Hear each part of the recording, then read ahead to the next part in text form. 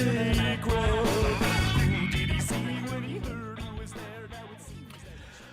right, everybody, welcome out to the Log Room Guys Craft Beer Show. It is Tuesday, April 29th, 2025. Jersey Johnny coming at you. And with me, as always, is, I don't even know who the hell this is.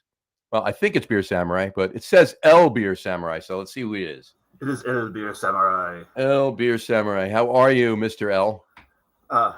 That's Mr. L. You did say Mr. L, didn't you? I did say Mr. L. No. You know I was in Austin. Yes, you were. Our guests do. And then I was at this brewery right here. This is Austin Beerworks. Mm-hmm. And they have this great vending machine with all this cool stuff in it. Right. And so I saw this packaging. And you had to get it. And I had to get it. And this is the one I got. It's like, okay, I like this. But from what I understand is once you put one on, you're not allowed to take it off for life, right? You put it on, it's on forever. So you are forever going to be in that at work, on the show, and wherever you go. Yeah. I just write a phone. I'm just, I'd work on the show and wherever you go. You just turned into Dr. Seuss there. I did. But I'm not Mexican, so I don't think the law applies to me. So. Probably not, no. Okay. So I think you're all right. Okay. Go for it. Okay. Still got those on. Still got the shades on there. So. Yeah, because you need to have that. You know how Daredevil has the red things in his, in his eye holes because he's. Yes, blind, I do. Because he's blind, but I just figured it looks better that way. It's kind of cool. And look, if you look at the promo photo for the Get On With It Sports podcast, what's Harry wearing? Harry's wearing a luchador mask. Yes, he is. So there you go. So, and he is obviously taking it off. So he has taken it off. Yes. I managed to because for the fans of the show who have seen many episodes, you've seen Tony Drury, Alacron on the show. I got to meet him on this trip, and when I surprised him by wearing that particular mask. So that's awesome. When you get to surprise Tony Drury, that's a plus. It is a plus. Plus. And I do have to say one thing. I think you're on the wrong mic. It's very possible, but the one thing I was told today is that, yep, I am on the wrong mic. Maybe that's why they couldn't hear the sirens earlier. Much better. There you go. Oh, you know why I was set to that? Because when I did the show live in Austin at St. Elmo. At St. Elmo. Yeah, we're using the because I'm not gonna this thing's huge. I'm not gonna. No, you're not gonna do that. No. It was either bring the mic with me or not bring back a bottle of rye from Still Austin. No, yeah, you had to do that. So the mic can be spared. So yeah, there you go. So apologize for the audio quality last week, but it was fun. But 100%. Before we move on, happy belated birthday to Jersey Johnny. His birthday was yesterday. Thank you. He is still full of, still full of shit, but full of food and beer. Food and beer from the whole weekend, in the middle of last week, through the weekend, and yesterday. So yeah, and we've got an Anna Chaser show tomorrow too. So his liver is not getting any kind of break. I'm not eating or drinking anything until Sunday when I go to Human Robot, but that's besides the point. Yeah, no, I'll be drinking again on Friday night. We're going out to dinner, and then Saturday I'm going to be in Bethlehem, touring the breweries in Bethlehem, Pennsylvania. So that's going to be fun. Mm-hmm. So that's awesome. Yeah, a lot going on. Lot going on. Apparently, a lot going on over there. Yeah, there's some sort of USB hub emergency going on. Is that what it is? Gotcha. Happy to those who celebrate. Happy International Dance Day. So if you're so inclined, go right ahead and dance like no one's looking. Dance internationally. That's even better. So do like an Irish step dance. Mm-hmm. Do one of those Bollywood dances. It's one of those deals. However you want to do it, you can do like the thing they do in Thailand. I think that's fascinating. That is. That's absolutely fascinating. And there's so many great international dances that you can do. You can be a whirling dervish. That's a lot of fun. That's even better. There you go. Eat a lot of food, then do that, and then keep going until you throw up and spray the room. And then you could wish that you feel better because in the world because it's also World Wish Day today. It is. Happy World Wish Day. And speaking of too much food, and this was part of what I ate. Happy National Shrimp Scampi Day. And to celebrate National Shrimp Scampi Day, I made chicken curry today. Very good. Well, there you go. All right. And to close out what Samurai sent me before, Happy Viral Video Day. We hope that this becomes one of those. Yeah, but I have my doubts. So yeah, I'm still trying to remember what the was the Hamtaro dance the first viral video. It may very well have been. Because I know shortly after that was the immigrant song "Kittens." Right. You know, I know that went viral, but Hamtaro was before that. That may have been the first viral video. It may very well have been the first viral video. I think you're right. I think it was. So you know what? I think just like 3 weeks ago, I managed to get that song out of my head. From then? From what was the mid 90s? It was like 94, 95. Yeah. Yeah. So yeah, just now the song got out of my head. And now it's back in. No, because I've forgotten it. All right. Well, I'll have to start singing it to you later. And then you don't remember it either, so no, I don't. I'm pretty safe. So, I'm thirsty. I am thirsty too. Let's bring on our guest. All that curry. Yeah, that curry you're eating before. Yeah, absolutely. So, all right, folks, please welcome to the show our guest tonight, Mr. Brian Wright of Long Live Beerworks. How are you, Brian? What's up, guys? I'm doing great. Hey, I want to tell you something, Brian. You have the distinct honor of being the second in a row. This is the only time this has ever happened. Same first name, same last initial. Last week we had Brian Winslow. Oh, and now we have Brian Wright. There we go. But Brian with a Y. Oh, okay. The incorrect way, but I won't hold it against him. Well, my brother spells it with a Y too, so I support. Right. I would support that, but then I'd be making fun of my mom. Yeah. There you go.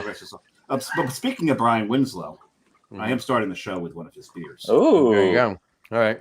Well, shall we pour our beers first? Yeah. And then get talking. So. That's great. Well, before Brian's already got it. Brian's already got it. Brian, tell us what you're drinking. Yeah, so I'm drinking a 7% all Citra IPA out of our Boston location called Invisible IPA. Very nice. Formerly known as Invisible Triangles. This has been somewhat of a mainstay in the Boston tap room. It's been super well received since we opened. This was a new brand that we came up with when we opened up in Roxbury. We've probably brewed a dozen or so times in the 2 years that we've been open in Boston, and maybe, I don't know, 3 or 4 times in Providence. But yeah, it's great. It's a fan favorite. It's super approachable. Big fan. Citra hops. This is a great beer for, people to visit the tap room that are just getting into New England IPAs. 7%'s pretty sweet spot for me. It definitely drinks a little bigger than 7. It kind of has like a chewy body to it. But yeah, can't just go around drinking 8.5% dippas all day long. You can't do that. Something a little bit lower ABV is nice. You can try. Yeah. It's a bad idea. It doesn't end well. Yeah. No, and as hazy as yours is, that's how clear mine is. I wish I had one of those, to be honest. This thing is pouring into a Stanga really takes some patience. Proper glassware too. Look at that. Oh yeah, I'm pulling a Starodumsky right now, John. Yeah, you are. Yes, you are. And this is I think maybe. And you had it on the show last week with Brian. I had it on the show. Of course, you were on location in Austin with him, and he poured the beer for me. So nice. That was really nice. It was draft. Draft, and so I'm interested to see how it is out of the can. And it's just as lovely. This is one of as long as it's somewhat fresh. And you just got it, This is I've said it before. This is my favorite American Kolsch. Ooh, it's a Kolsch. All right, cool. Yeah. That was my question. Hell yeah! Well, that's why I got her in a Stanga. Yeah. This awesome. is such a beautiful beer. He does a great job here. Yeah.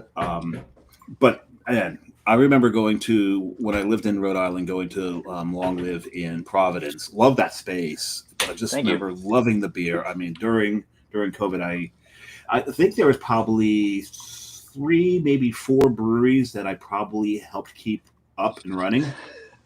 Long Live was one of them. Smug was another one because they were 4 blocks from me. Nice. So I could walk down. Yeah, and as we discussed earlier, Trillium up in Canton. But they didn't really need my help. They had. I really don't think Trillium needed your help.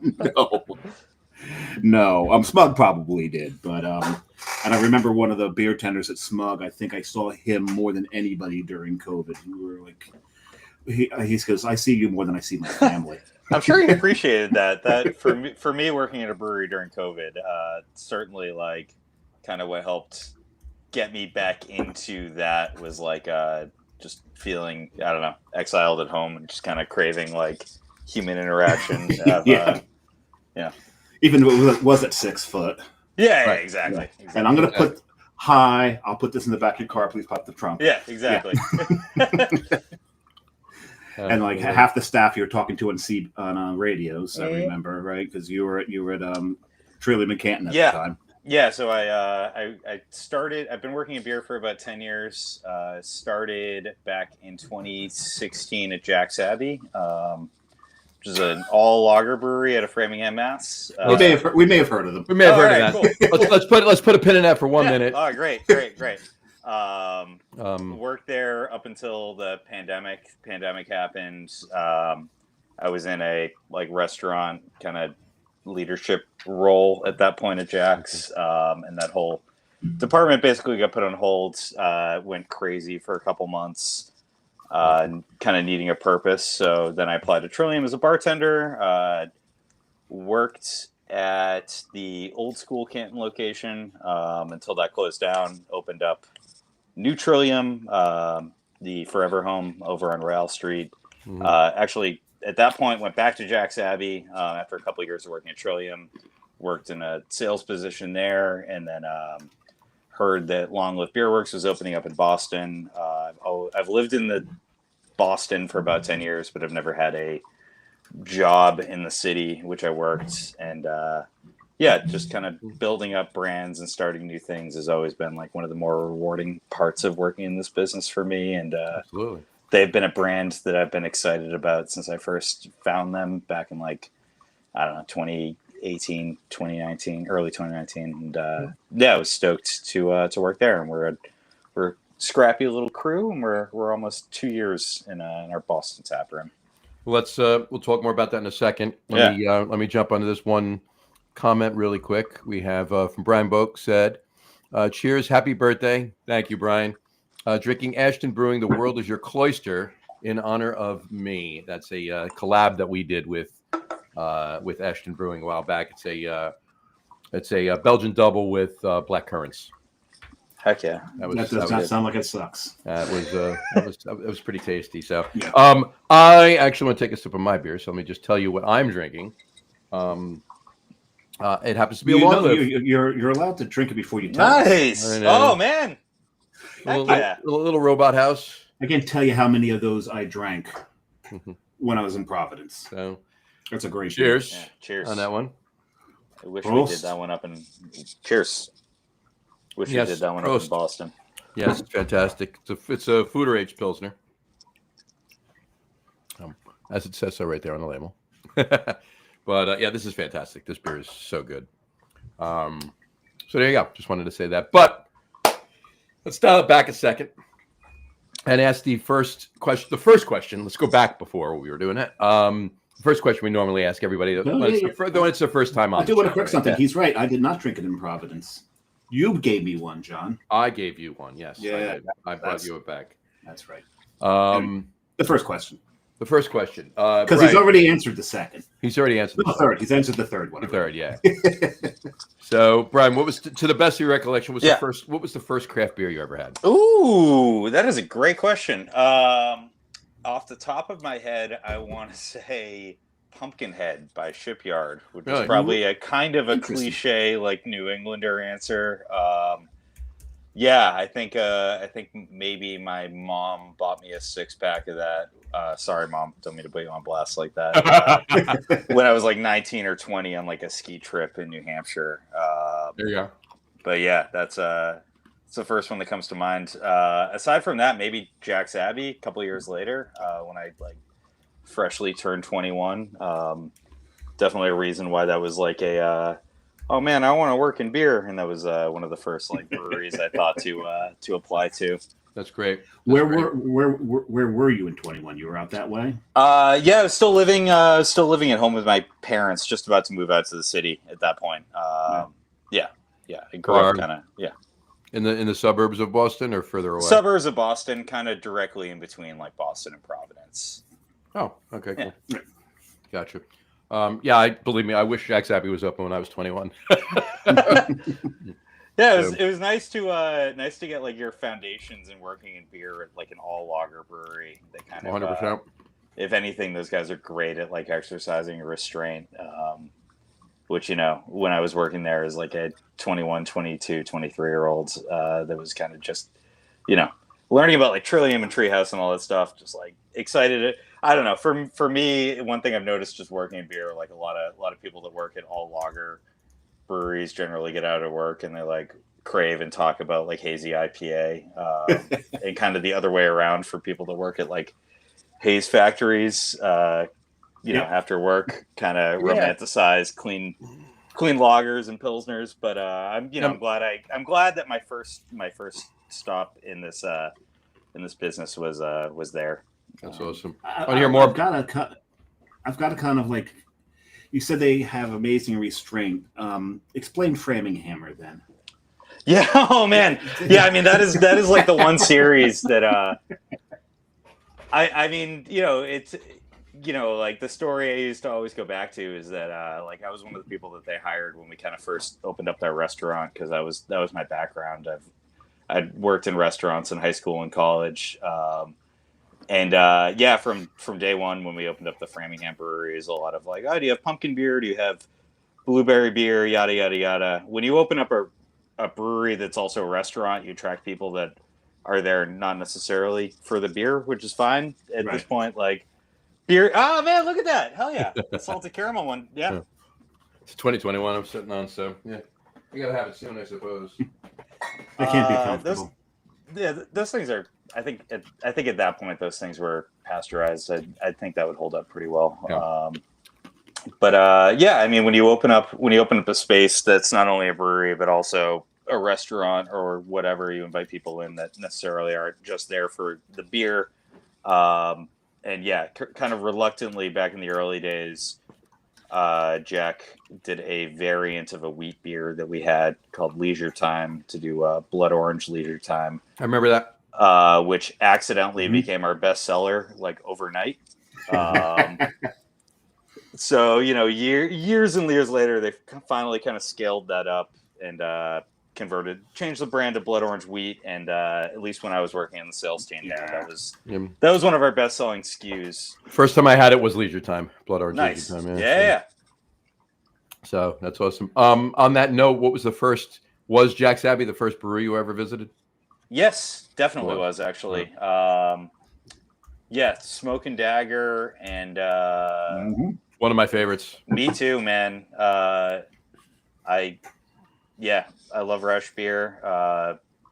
Having a Rausch beer or a beer that incorporated smoked malt like that early into my kind of being into beer was cool.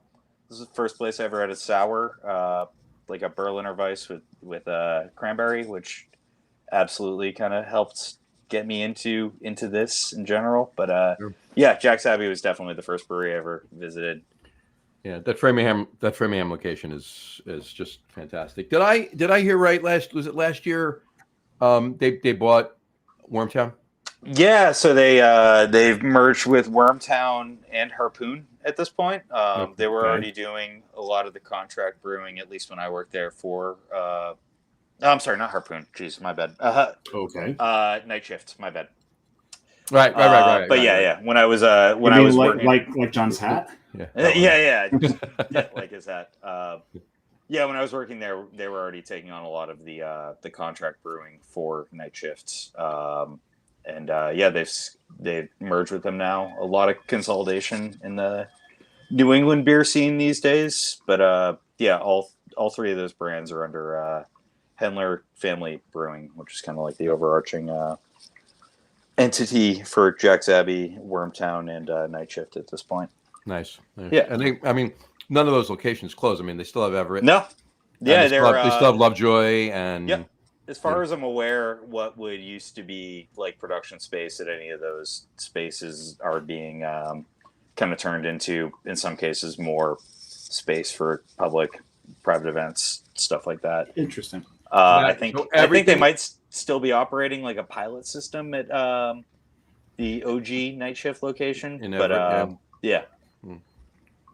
Yeah, that would make sense because there's a every now and then they do have a few, small batch things there. So I imagine Santilli and the 87 and all of that stuff. That's getting brewed in Nightlight. Those are all being done Nightlight. on. I mean, Jack's does have at least 3 brew decks in their facility at this point. Is Springdale still open? Springdale, unfortunately, during the pandemic, did close. I kind of worked there at the tail ends of it, where they weren't really doing any more barrel aged stuff. They were still doing some ales and IPAs under that banner. But yeah, during the pandemic, they picked up a lot of contract brewing that became a big part of Jack's Abbey and the Hendler Brothers kind of, business, I guess, more or less. Yeah, well, makes sense. And yeah, having a background, and I think writing lagers, which is all about precision and nuance, I think definitely lend themselves to being so good at contract brewing and doing other people's recipes. But awesome. Yeah, what used to be the Springdale Barrel Room is Jack's Abbey expansion now. There's small office up there, new canning line, a lot more storage, giant cold room on the bottom floor. But I was one of the managers or manager on duties over at Springdale. Worked there 1 or 2 days a week, and man, I miss that space. They were it was a cool space. They were slightly ahead of the time and slightly behind the time in some ways. Those barrels, that barrel room was amazing. Yeah. It really was. Cool. All right. Well,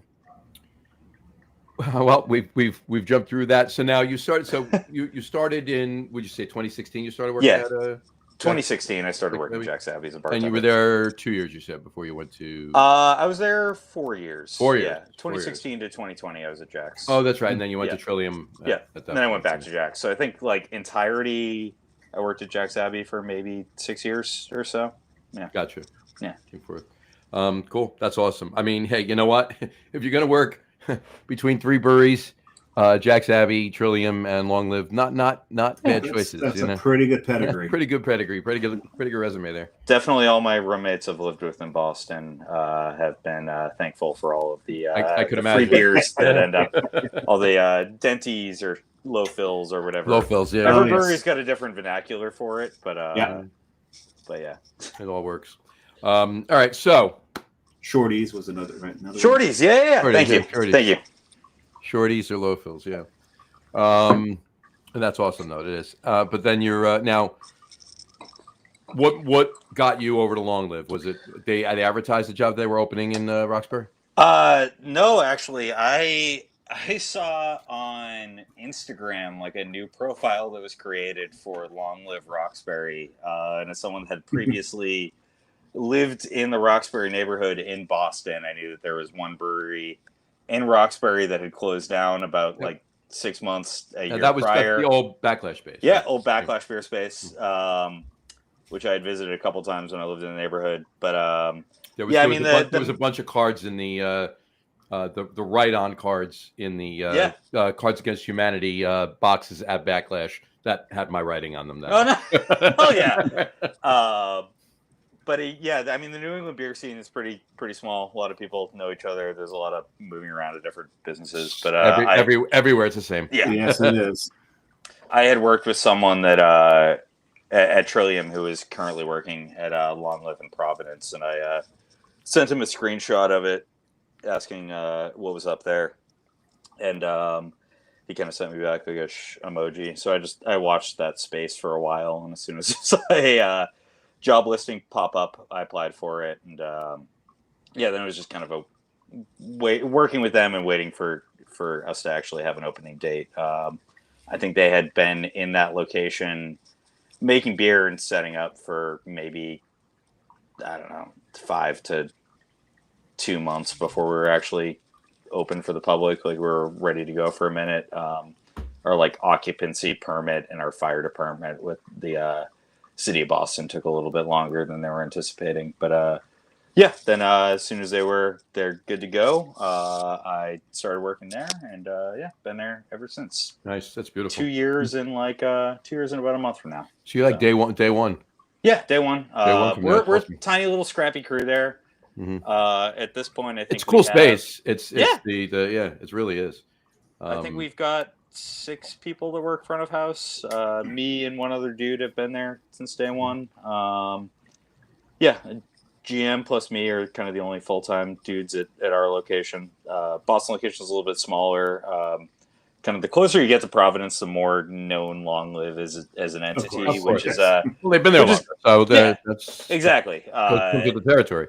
And it's a little bit more of a crowded scene in Boston, but it's cool for me to work for a business that like I've loved this brand since I first found them. I think they're making some of the best hop forward beers and like barrel aged stouts in the Northeast, and such like a under the radar thing in Rhode Island, and just kind of being able to bring that to Boston. Oh, they're not under the radar in Rhode Island. Yeah, exactly. I get outside of Rhode Island. I guess because they're also busy too. There's been times where the line has been out to the parking lot. Yeah. So, and that space in Providence. I mean, we'll talk. Obviously, we're going to talk more about Boston because that's where you are. But the space in Providence is really cool with the the courtyard that's there and the upstairs. The catwalk stop. Yep, it's really cool. Spent several times. Too many hours sitting at that bar. But same, and I was always thankful for when they had a pop-up kitchen inside. Yeah, it's like soak up some of the alcohol I'm drinking, especially when you're hitting the 12% stouts that down to my last pretzel, so I'm going to save that for a couple. But I've already finished my Kolsch because I'm almost finished with Kolsch's don't last too long. Yeah. Well, what are you going to drink next there, El Beer Samurai? Well, I'm actually going to go to a 16-ouncer, make this one last a little longer. We'll see. Well, that's another reason why you finished it, because I'm drinking a 16-ounce Pilsner, and I'm almost done with it, too. You only had 12 inches. Kudos. Thank you. Mazel tov. Why do you think Carrie stayed with me so long? So this is... John, I've told you about this. Back at like one of the last EVFs, it was done entirely online. A lot of us got the box. EBF during COVID kind of... John was sick as a friggin' dog and couldn't actually join because of a bunch of us had. Like, I think I lifted up my head to pick up my phone and comment twice, and then I put it down, and that was it. I didn't have any of the beer for. I didn't have any of the beer for at least a week after it. I don't think you actually hit send because we were actually going to send the cops around for a. Maybe I didn't. I don't even remember. For a health check. I did, but yeah, I was out of it. I never tried any of those EBF boxes, but man, they did it 2 years. EBF. They did it for 2 years, and the last year they did it in the box was this from this brewery. It's Chapa Cerveceria. Oh yeah. And, those guys are dope. Mm-hmm. And it was so good, and it's like, where the hell am I going to find this? Where the hell am I going to find this? In Austin, and it was this place called Witchcraft. It's a bottle shop, and they had some of their stuff on the shelf. I'm like, holy crap! So I've got the Matsurika. Dope. Great. This thing is really good. I've had it already. It's a Bohemian style Pilsner, and it's got the jasmine flowers in it. This is a nice, refreshing beer. It's darker than I expected it to be, but that is a Bohemian Pilsner, so it's a good color for a Bohemian Pilsner, I guess. See the bubbles from here. Looks good. Exactly. And it's it traveled well, and it's a good beer. Yeah, this trip I think I brought more stuff back in the suitcases than I've ever done on any trip.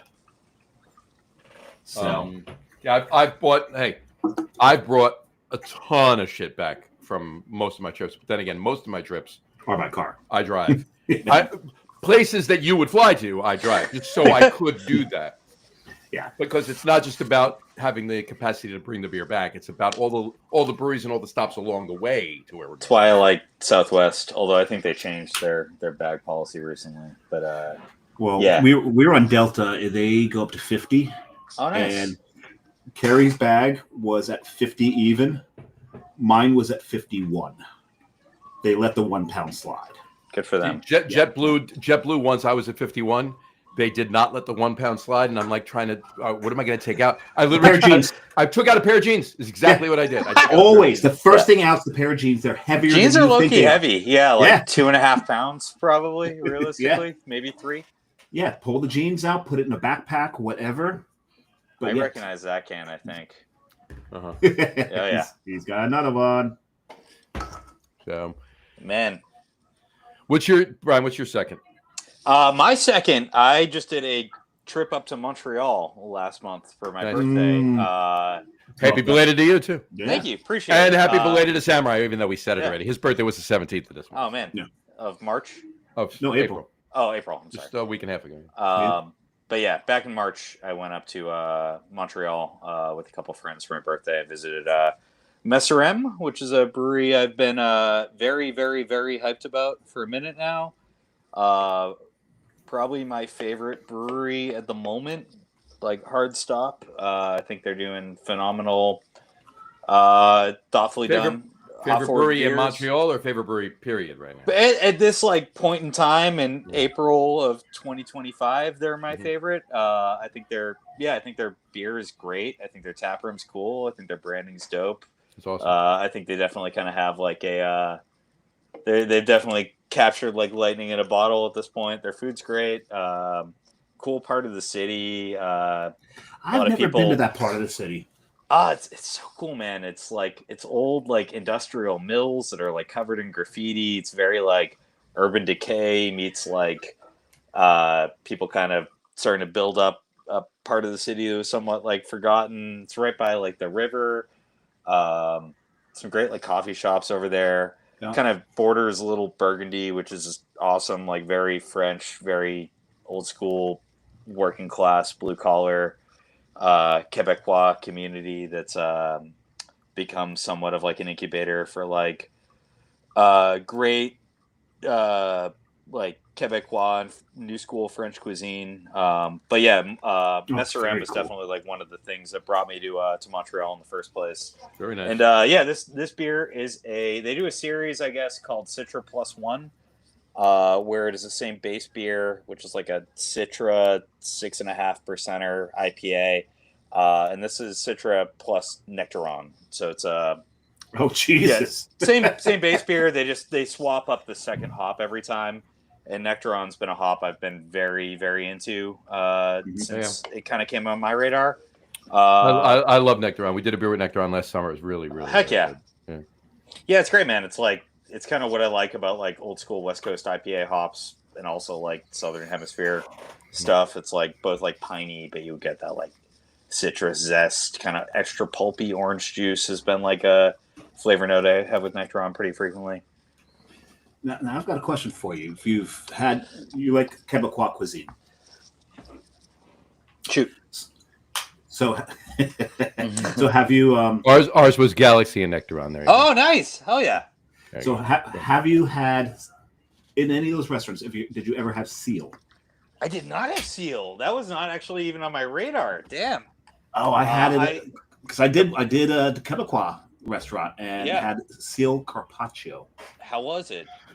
Chewy.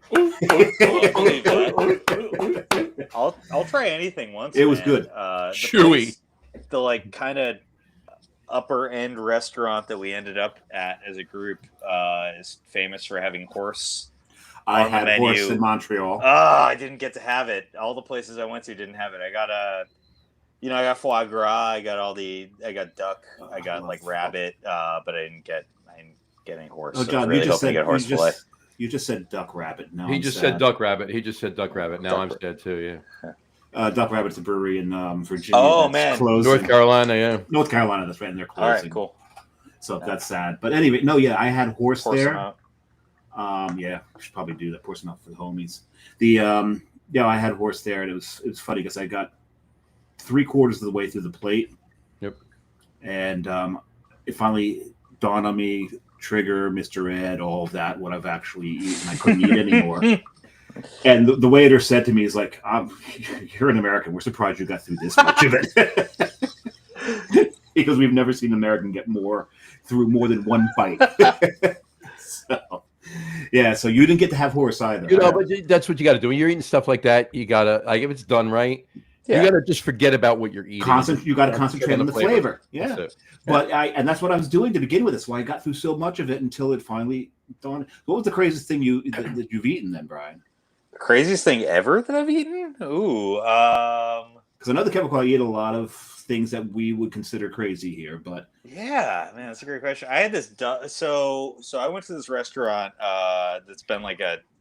I thought you were gonna bring up this spot or beef, so I grabbed this off of my like fridge that's right next to me. But I ate at this restaurant called Joe Beef, which has been like a spot I've wanted to go to since like I was in high school watching Anthony Bourdain. I've heard of Joe Beef. Yeah, it's great, man. At one point, it was like the top restaurant in Canada. It still consistently makes like best restaurants in the world every year. But yeah, I went there. This is a trip with my girlfriend, my best friend, and his fiance. And we sat down and we kind of ordered like family style, ordered a ton of stuff. And me and my best friend, Zach, kind of like looked at each other towards the end of the meal and we're like, are we still hungry? Should we get something else? And definitely pissed off both of our partners by ordering like a duck breast. And Zach, I love him to death. I've known him most of my life at this point. And I'd say this is by far the most like out there thing I've ever seen him eat was like everything up until this point. He's very much like a pizza and chicken fingers and like light beer guy. He eats like a 14-year-old, huh? Yeah, totally. And we got a duck breast, and I think he was expecting it to be like a chicken breast or something, but it was like old school French cuisine. Kind of cut it open. It's cooked like it's a little bloody still. Still bleeding.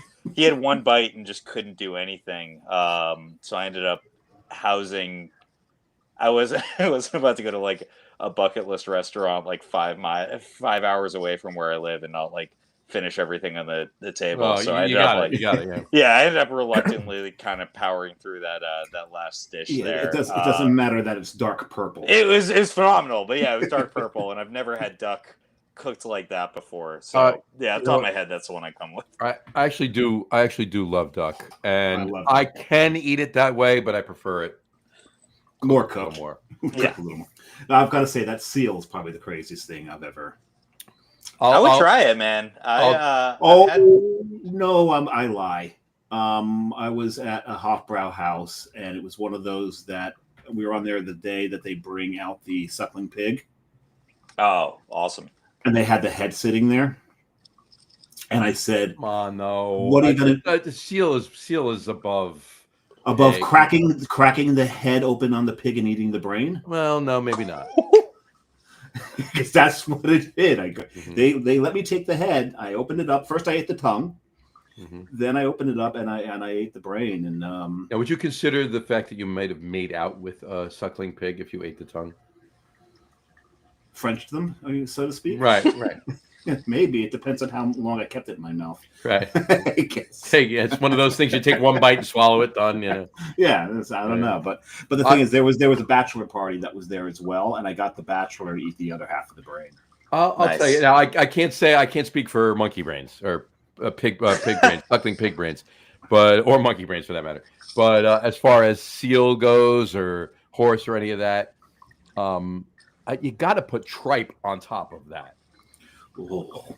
Yeah, exactly. Oh. Exactly. And the thing is, when I've had tripe once. That's enough. I don't know if I ever had tripe. What even is tripe? Tripe's like it's the stomach lining of a cow. Stomach lining of a cow. Okay. Yeah. No, I've never had that. Yeah. Never had that. I mean, to do my best, Joe Piscopo. Kudos to Al, and yes, happy belated birthday to Al too. His birthday. Oh yeah. Al Al works with Joe Piscopo. I had tripe once. That's all you need to do. There you go. I could have had it in San Antonio when we did our taqueria crawl because they have pletus. Yeah, we talked about it last week. Yeah, but I did have the lengua, which is tough. I love lengua. Yeah, lengua was very good. Lengua was good. Saguaro was even better though. The brisket. Oh, that's good. Courtney Cordero says she loves duck. Yeah, duck is fantastic. Yeah, absolutely amazing. I cook at home. The key is to get to slit into the skin a little bit. Cook it upside down so that the fat runs out of it. Yeah, kind of do that. Remove the skin from the breast a little bit too, doing it that way. Yeah, it's really nice, and then that allows the skin to crisp up nicely. So just to jump back on what I'm drinking, my second beer here. Oh yeah, we've been trying to get to that for a while, haven't we? Exactly. Merry Dancers. One of my favorites. This is fantastic. Dark Czech dark. I don't think I ever had that one. So good. our So port good. brewer in Boston. So our brewery is owned by a husband and wife team, Justin Armando.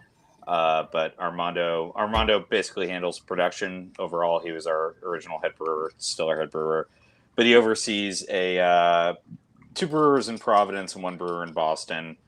But our brewer in Boston, who I work with, he is a loggerhead that just makes. I mean, like most people that make hazy IPA all day long, I've never seen him order anything but a Pilsner or a dark lager at the end of his day.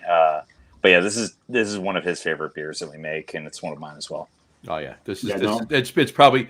I mean, Robot House. There's a bunch of Long Live beers that I absolutely love, but these 2 are probably my number 1 and my number 2. You gave me one of those too. I gave you one. My number. These are my number 1 and my number 2. And Mary Dance is my number 1. Absolutely. I was a huge fan of Taco Nights. Oh yeah, man, I forgot about that one. The Mexican dark. I should ask Armando about that. I haven't had that in a minute. Before I worked there a few times. That's great. All right, let's talk about Long Live for a bit. Yeah.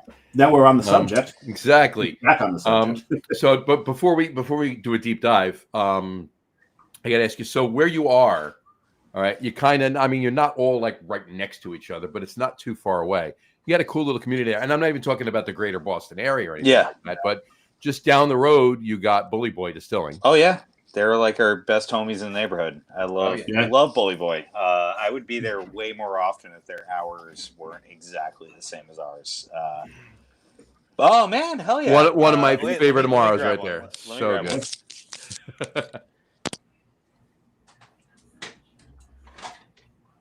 Loving the shorts there, Brian. Oh, there you go.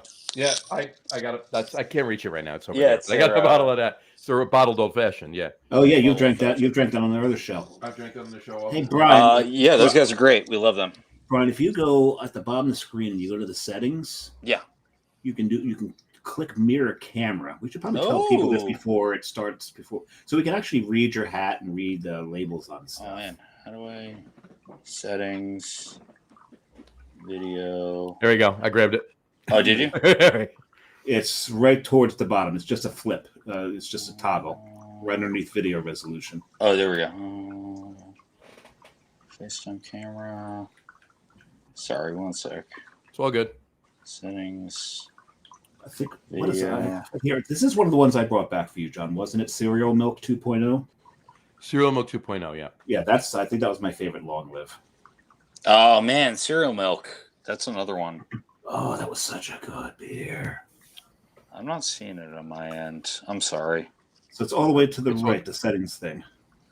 See the settings button. Camera, extra camera, share screen, presentation, settings. That's so weird.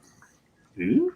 I'm on a Mac. Maybe that's why. Maybe. It's still there. Let's see if I can do it for you. Hold on one second. I'm sorry. Oops, what did I do? No, it's all good. Don't worry about it. It's all good. Don't worry about it. But well, here, if anybody wanted to read with the bottle that Brian held up before, there it is. Oh man, okay. Right there. That one John has drank on our other podcast, which is about cocktails. So nice. There you go. Heck yeah. There it is. And let's throw a comment up here. Brian Boak just said, Seal wins for esoteric rarity. Those other items are available. He's not wrong. No, he's not. Yeah, it's you have to. I think the closest way to ever get that is to hit a Quebecois restaurant. This is very true, but a little bit further down, a block over onto to Massachusetts Ave, and then down a little bit, you got Dorchester's right there. Yeah, Dorchester's great. Dorchester's so cool. Their rooftops like one of the coolest rooftops outdoor amazing. spaces in Boston. Yeah. When I moved into that neighborhood originally, they were like my neighbors. And it was dope. They were doing a lot more contract brewing out back then when they were first getting started, and it was really cool to drink like Mikkeller and like Evil Twin and some other kind of. They're doing some Omnipollo stuff. A lot of European brands. Doing contract brewing. Mikkeller and Evil Twin are brothers, right? Yeah. Yeppe is the Evil Twin. Yeppe is the Evil Twin. Yes, he is. Yeah. But yeah, so the whole space, everything about Boston, and there's a bunch that have opened up. Is Is Democracy still in town? Yeah, Democracy's still open over Still over there. I haven't been They're there right- in years. They have They're a really right. really cool Are they on? space. Are they on They're Temple, right? They're on. No, yeah, they're over by like Downtown Crossing.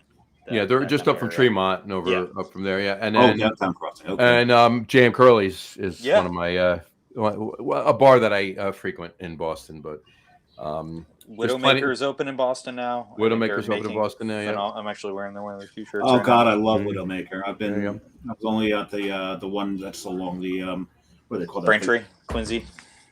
Quincy. What's that hiking route? The Greenway or something like that. That's by Blue Hills. Blue Hills. Is that it? I can't remember the name of it. My memory is so goddamn awful lately. but I mean everywhere else. I mean, then you get up into north of Boston, and I mean we could talk all day. Night Shift. Yeah. Which and that a few have closed. Two Bone Up closed. Yeah, you're right. Blue Hills. Bone Up closed, and then a while back, what was the one that was near a little bit further east of Bone Up? It was damn it, it'll come to me. There were back down east, back east. Oh, down the road. Down the road. Yeah. But then when that where Bone Up and Night Shift, where Bone Up was and Night Shift is, and like around the corner from Bone Up, you have Short Path Distilling. That's fantastic too. Yeah, they do an awesome like Fernet equivalent. They're I could reach over and grab my bottle of Nice. Short Path Fernet if you want. That's it. And the barrel aged triple sec that I have over there. But yeah, their gins are fantastic over there. Anyway, but we want to talk about the space that's in Roxbury, right where you are. That used to be Backlash and now is Long Live. So what? So that's 2 years and a month. You're saying that you've been open. Yeah. We'll be celebrating our 2nd year anniversary, and I think it's a month from today. Actually, was like the first day that we officially opened to the public over in Boston. But yeah, we are a like 150 person capacity tap room with a bar, tables, 2 patios, 15 barrel brew deck. Everything, both Boston and Providence are kind of function as 2 separate breweries. Both locations feed distro. But if you visit our Providence tap room, everything that's produced in Providence is served in Providence. The same deal with Boston. Interesting. But yeah, we kind of designed the space for community first from day one. A lot of the furniture is super like movable. Have a couple different like setups going on. For the last pretty much like 6 months after we opened, we started this jazz series. It's sponsored by our landlord, who was a student at Berkeley way back in the day. But yeah, it's cool. It's quickly become like our busiest kind of, at least like steadiest, busiest night of the week. Yeah, we do jazz every Thursday night. It's some students, it's some professors, some traveling musicians, which is really fun. And for me, one of the more rewarding parts about working in beer 9 years into it is kind of explaining what beer is to people, because this particular event brings in a lot of people that have no idea what Long Live is when they just see it on like a, things going on in Boston tonight, whatever map. Right. We've gotten some solid like press coverage of this recently, which is cool. But needless to say, it's just brought some people into the space that aren't necessarily, that wouldn't normally go to a brewery on a Thursday night. And yeah, I mean, for me, I think that New England IPAs and fruited sours and kind of crazy high octane bullshit dessert stouts are a pretty great entry and accessible styles for beer in general. So for me, it's always fun when people come in and they, the first thing out of their mouth is like, I hate beer, I don't like beer. And it's like, oh, here's a sour ale with blueberry and vanilla, and it's like, oh man, it's like blueberry cream soda. What I've always told people over the years is, if they say I don't like beer, I said you're wrong. You just haven't found the beer that you like yet. There's just way too many. They think of beer, they think of Bud, right? Bud. Oh yeah, totally. I don't like. They don't like Bud, so they don't like beer. No, that's not true. Think about this. So I hear people all the time tell me that, like, oh, I hate IPA. It's like, all right, well, I'm like, all right, cool. Try this beer, and it's like I give them like a double dry hopped, double IPA that's like 8.5%, really sweet, and like drinks like juice. And it's like, oh man, I love this. It's like it's actually like the most substantially dry hopped double IPA on the menu. It's like it's just sweet and like aromatic and tropical. And not like the oxidized IPA you had at Fenway Park that probably like ruined this entire genre of beverage for you. Exactly. Well, there's a friend of mine. He was actually an employee of mine, and the first day he met me, he saw the Beer Samurai logo there, and he goes, "What's that? You know anything about beer?" I'm like, "I know a little bit." He's like, "Can you teach me?" And I said, "Well, I'm going to give you one chance to retract the question, because once you step into this world, there's no going back." He said, "Bring it on." I said, "Okay, first I need to know your palate." The first thing he says to me is, "Well, I hate hops." And I went, "Bullshit." He goes, "No, it's not bullshit. I fucking hate hops." I'm like, No. You've only had American piss beer. You hate German hops and the way they're used in American piss beer. I guarantee you within 6 months, you're going to be sitting at your desk, your salivary glands are going to be going, and you're going to be craving an IPA. Because you're out of your goddamn mind. And he was right. I was wrong. It only took him 4 months to turn into a hot pack. So, yeah, to John's point, when they say stuff like that, they just haven't tasted the right thing yet. Yeah, exactly. And then you get the ones that, like the big pastry stouts. And God, you guys made, what was it, Small Joys? Yeah, man, that was. My, that's an amazing beer. One of my favorite Long Live beers. I'm really hoping we do that again soon. John, you can tell by the name the fact that I love it so much what it's adjunct with. Yeah, exactly. Yeah, coconut. Yeah, and almonds. Yeah, almond joy-esque. And it tasted just like one. There you go. If it was a beer. Courtney Cadero commented again. She said, "Gotta love invisible triangles." Hey, there you go. There you go. That's it right there. Gotta love it. So, so what are the? So, let's talk about Long Live overall, not just the Boston taproom. When Long Live opened in Providence, when? Yeah, back in 2016, we opened up in Providence. Started over on Fountain Street. Small little tap room. It was just Justin Armando back in the day, and then back in 2019 moved to the current location that we're in over in Sprague Street over in the West End. Mm-hmm. That was a bit of a risk because it's not the surroundings are not the nicest neighborhood. Yeah, I mean that's kind of the same deal with Boston. A lot of in these like major cities in the Northeast, like if you want to be that close to the city center, you're kind of on a part of the city that hasn't necessarily been super developed yet. But or you go into the downtown area and pay through the nose for real. Exactly. That's it. Yeah. But there's certainly something to be said about like having foot traffic in a spot versus like creating something that can bring people to the place. And there's more businesses around there that have opened since Long Live went in. Yeah, because of the foot traffic generated by Long Live. Yeah, I mean Boston's a small city, and we've got an ocean on one side of it, so there's really sooner or later that part of the city will start to be developed. I'm not saying that like it's a good thing or a bad thing, but yeah, I mean like we've got a great coffee shop that just opened up around the corner from us that like made Best of Boston this year. Nice. For what they're doing over there. They're called Madhouse Motors. Big fan of what those guys do. It's not entirely bad. And granted, it wasn't at 2:00 in the morning. It wasn't at 2:00 in the morning when I did it. But I've taken an Uber down to Dorchester. I was talking about the Providence location. No, I know. Oh, yeah. But Brian mentioned it. I'm just saying. And then walked from Dorchester to Bully Boy, and then walked from Bully Boy to Backlash. Yeah. And then taking an Uber up from there. So, but yeah, no. Anytime I went to Long Live in Providence, I drove to from wherever we were to. Yeah, there's not a lot of places to walk back and forth there, but it has.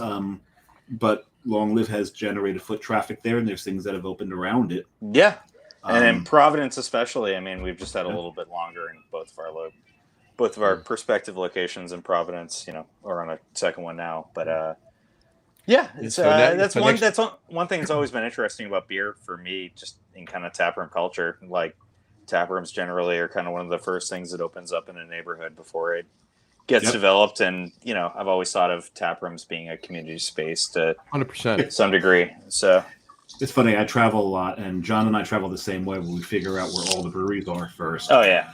Part of doing that is to figure out where to stay. Because if you can stay near a craft brewery, you're probably in not too bad of a neighborhood. I'm the same way. When I stayed in Montreal this most recent trip, all my friends thought I was kind of crazy. I'm like, no, I found the closest Airbnb to the one brewery I want to go to. There you go. Yeah, don't worry about it. Yeah, well, I usually stay just a little north and east of the mountain. Okay, up in that area, the Saint Laurent. What we did in Nashville for CBC 2 years ago. We had an Airbnb. Right back. You got it. We had bio break. What do you think? Probably a bio break. I'm thinking a bio break. Yeah, because he was drinking before we came. He was drinking before we came on. So, but yeah, not to wait till he gets back. But yeah, we had a Airbnb in East Nashville, and we were literally 50 feet away from Living Waters Brewing. So we literally walked out of the front door of the Airbnb, made a left. I had to look at my hand. Right, it's been that kind of weekend.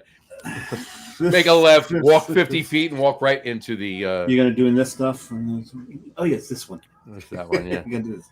So, but in any event, we've when we were in Nashville, we stayed not too far from Southern Grist. Yeah, you're not too far away from where we were. You were probably a mile away. We were a mile north of where Southern Grist is. Not even. Honestly, maybe 3/4 of a mile north. And we were probably a mile west of Southern Grist at the time. Okay, fair enough. So yeah, so if you stay near one of the, you find where there's a nice especially if there's a nice concentration of craft breweries, you've done yourself two different favors. One, you found a pretty decent neighborhood, and two, you found a bunch of places you can drink and walk back home to. That's key. Right. So like in Austin where we stayed on 11th, but we were close to 6th, and we had 3 breweries and 2 barbecue joints we could walk to. Right. We were 3 blocks from Franklin's. Nice. We never went to Franklin's though. The line's just too long there. We went to this place. I've already blanked on the name of the place. But yeah, so that's always, when you travel, see where the breweries are. And if you can stay right close to a nice cluster of them, 100%. Yeah, you've done yourself. It's a good, kind of first and last stop of the trip, I think. Mm-hmm. Or just good spots to grab, like a nightcap. And I don't know, man, well, my first stop of the trip is usually whatever brewery is closest to the airport. Nice. Load up on stuff. No, you just gotten off the plane. You've just traveled. You need a drink. Yeah, and it works because Salt Lake City, the first one that I jumped into was Ketos, and they make some really good stuff. That's for you, Dave. 6-0 in the bottom of the third. Mets over Diamondbacks. Gotta love it. They're just clobbering the ball. But then you had I'm sure. We'll talk more about that. But the trip to Austin, first place we jumped into was Meanwhile Brewing. Even though Live Oak is closer, I knew I was going to be going there for their anniversary. So we jumped into. Speaking of Live Oak, I'm going to open my 3rd beer, John. I was going to say, aren't you done with that already? Yeah, that one's gone. So while he opens that up, Brent, I got to ask you. Yeah, I'm sure you're a Red Sox fan. I am not really a sports guy, to be honest. That's fair. My list might shock you with one of my choices for what we're going to be talking about on this thing. I mean, I live within 2 miles of Fenway Park. I know. So it's I don't know if I could name 10 baseball guys off the top of my head, but yeah, man. I mean, I've lived in Massachusetts my entire life. I've lived here when we had the 2004 championship. I'm certainly proud of my town, and baseball has a lot to do with that. But Yeah, I don't know. I think it would be an insult to Red Sox fans to call myself like an actual hardcore, diehard Red Sox fan. Fair enough. Well, you see what it is. Dave and I are Mets fans, right? All right, yeah, and that's a New York team, right? And generally speaking, when you're a Mets fan, you're also a closet Red Sox fan. Yep, which is true. Yeah.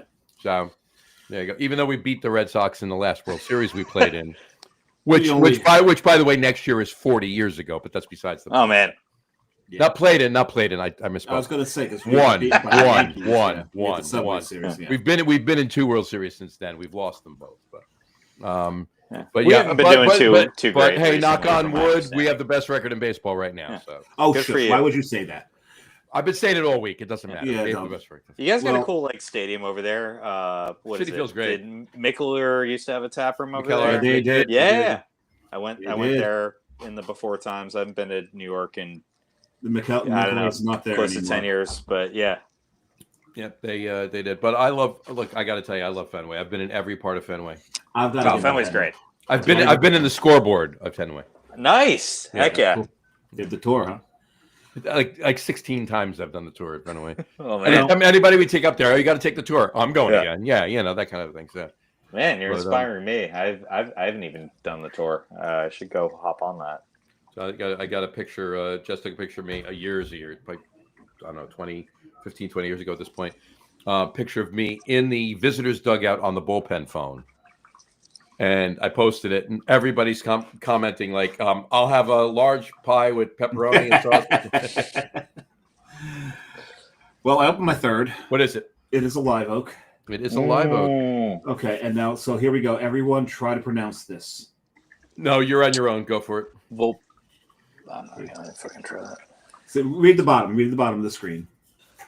Volpurg. You've got too many E's in there, John. This is what you sent me. I copied and pasted. Okay. Well, then I type out. Change that first double E into a W. Because it's just. All right. So what am I doing? That double E, change the first E to a W. And it might make a little more sense. Fair enough. There you go. Now it makes sense. There you go. Volperdingerweisen. That's it. Volperdingerweisen. Volperdingerweisen. It's like a smoked Hefeweizen? It is exactly that. It is a Rauch beer. It's a smoked hef. Is it a hef? I got to check to see if it's actually a hef. But it's just, no, it's a little too dark. Well, because it's smoked. Oh. That's it right there. This is also proper glassware. You can read the fact that it says Rauchfest. So Live Oak does a Rauchfest every year. And they had some glassware left over. So I'm like, yeah, mine. And this man, okay, so we're doing this thing with Rauch beers where we came up with a scale for smoke because, there's IBUs, there's ABV, there's all this. There is one that we know for smoke. They have one for scotches, but not one for Rauch beer. So we're calling it BSU. Bomberg smoke units. Cool.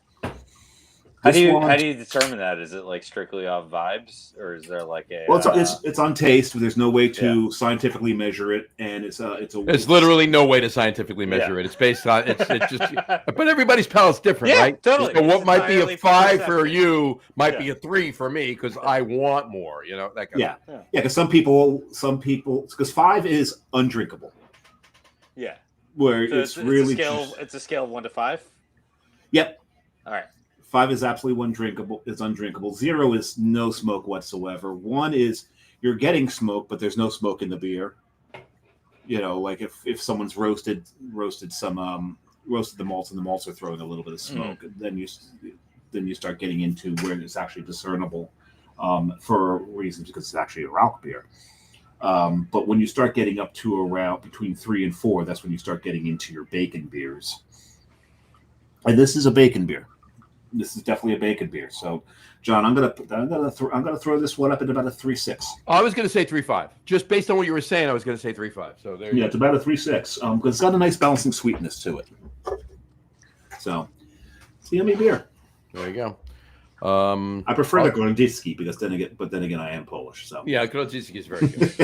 Very good. Brian, and the first Grodziski that I had, Chip actually poured for me. Woo! There you go. I love it. Brian, you open a third? I do. I haven't cracked it yet because it will be one. Oh, I recognize that. I recognize that little Bissell. Yeah. So this is a beer I haven't seen in a couple of years, but I was at my local craft beer shop yesterday, and I saw Oi, which is Bissell Brothers old school low ABV nitro pub ale. Cool little London Metro themed label there. Label's partly upside down because you are supposed to pour it hard. Proper little Stein right here. But yeah, crack this guy open right now. There you go. Show us the pour. There you go.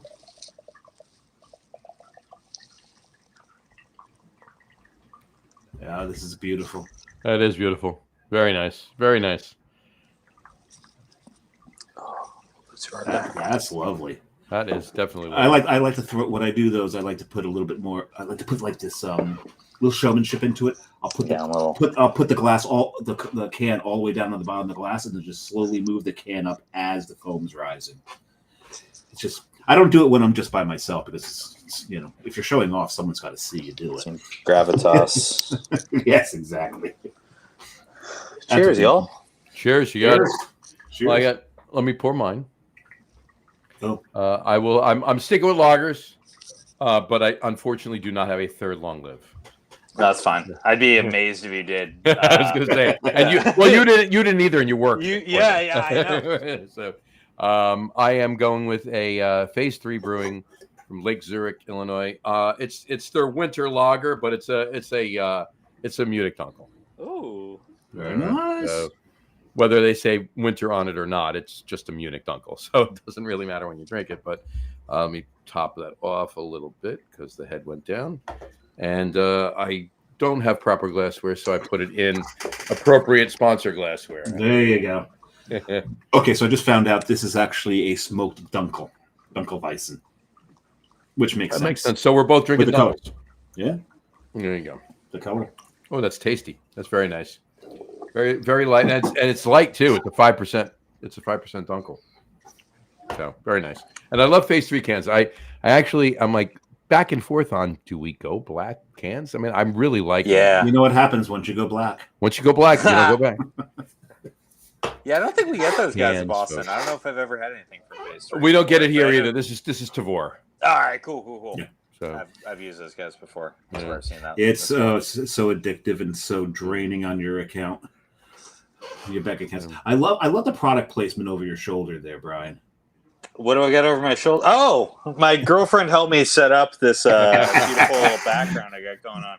I didn't know this is a video show until like 10 minutes beforehand, so I struggled to turn my shoebox of a Boston apartment into something that would look nice. But yeah, believe me, I would very much trade places with you for that shoebox of a Boston apartment. Location's great. The location in the back bay there. I don't know if I'll do it for a couple more years. If I could be a couple of blocks away from Bukowski's, I'd be a very happy man. That is probably one of the closest parts where I live. I love Bukowski's. And dead within 5 years from the from the loaded tots and all the beer. If I had realized how their mug club is like drink one of everything on the menu, and if I had realized that like 3 years ago when I moved in here, it would have been a much easier challenge. Because I don't know how many more times in my life as a 33-year-old at this point, wanting to drink like a Flanders Red or something like that. One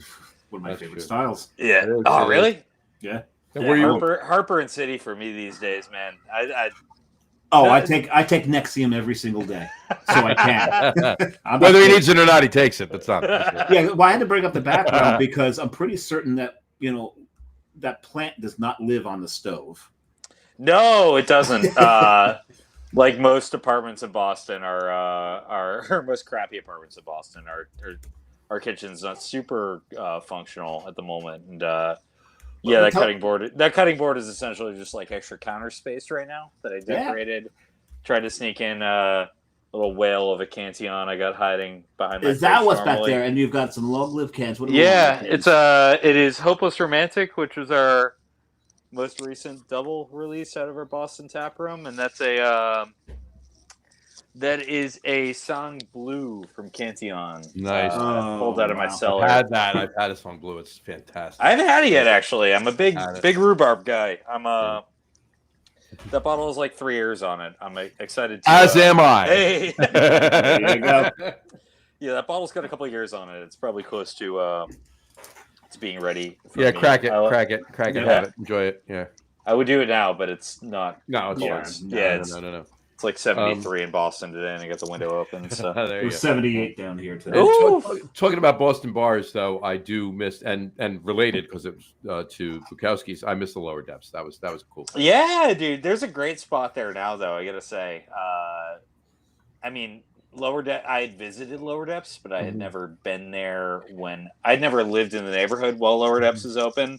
But there's a great spot there now called Kenmore. That's probably my most frequented bar in our neighborhood. Shout out Randall, one of the bartenders there, and we're on tap there every once in a while, which is cool. Yeah, I mean, I don't get me wrong. I mean, the beer was great there.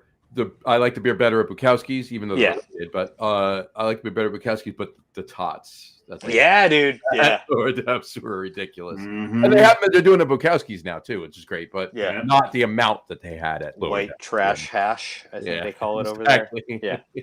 So good. Oh, my favorite white trash thing related to Boston was the white trash sundae at Red Bones. Oh man, over in Somerville. Yeah. Have you Yeah. ever had the white trash sundae? I haven't, no, but I'm familiar with Red Bones. I love Red Bones. Yeah. Well, Red Bones to me, I love the fact that they used to have the wheel behind the bar if you Yeah. couldn't figure out what microbrew you wanted. Yeah. Half of them were Allagash at the time, but Right. but the Because he white still has the wheel. Last Do time I they? spun it. Yeah, last time I spun it, I ended up with an NA, which is not what I wanted. And then I spun it again, and I got like a CBD drink, and I'm like, I'm just gonna stop doing this tonight. we did an NA show. We referred to it as our first and last annual. First NA and beer last show. annual NA beer show. Yeah. Nice. What was the winner? I've got my favorite. Everyone's got their favorite NA beer. If you're The only one that I actually finished, I think, was Guinness Zero. Oh man, that's Guinness. mine. Yeah, Yeah, it's the best. Guinness is the best non-alcoholic beer Best. I've ever had. Yeah, Yeah, but to be fair, I've heard a lot of good things about Athletic, and I didn't. I have love any Athletic. Yeah, Yeah, but the white trash, yeah. the white trash sundae at Red Bones is they just take ice cream sundaes, break them into pieces, cover the whole thing with whipped cream and maraschino cherries. Nice. That's it. I got 3 comments I want to catch up on. Brian Boak commented. He says, second beer, his English mild. Brian's a brewer. He brews his own stuff. His English mild. And his Tavor case right now, he has 39 bottles in his crate. It ships tomorrow. Kudos. We started him on that path. Cheers, Brian. We're sorry. We're both responsible for We're Brian. sorry. His Tavor.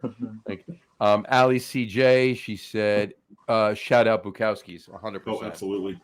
Absolutely. Bukowski's great. I can spend forever every day in Bukowski's. Well, they have to throw them out every now and then.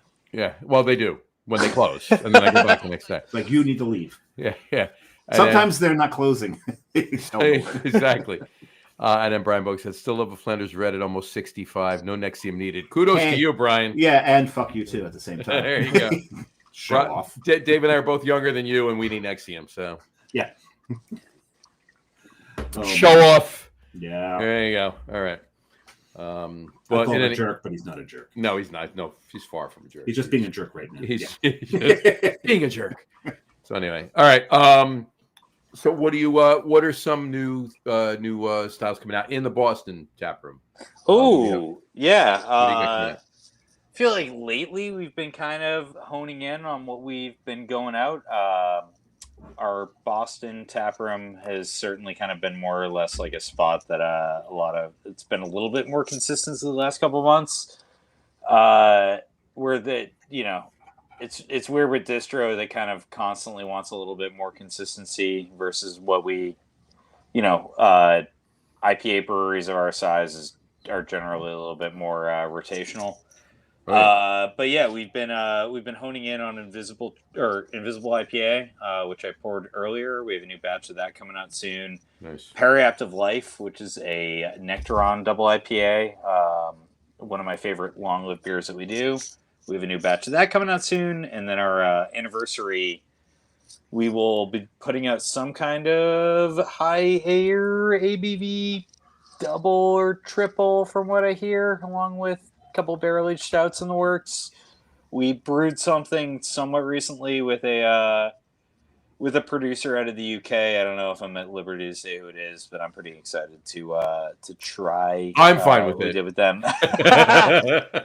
Under the radar, man. They're big in the UK. I don't think they're super well known stateside, but in my book, after the stuff I tried from them, I'm very excited to see what they cooked up. I don't even think it has like adjuncts yet, but the base beer is ready to go as far as I'm aware.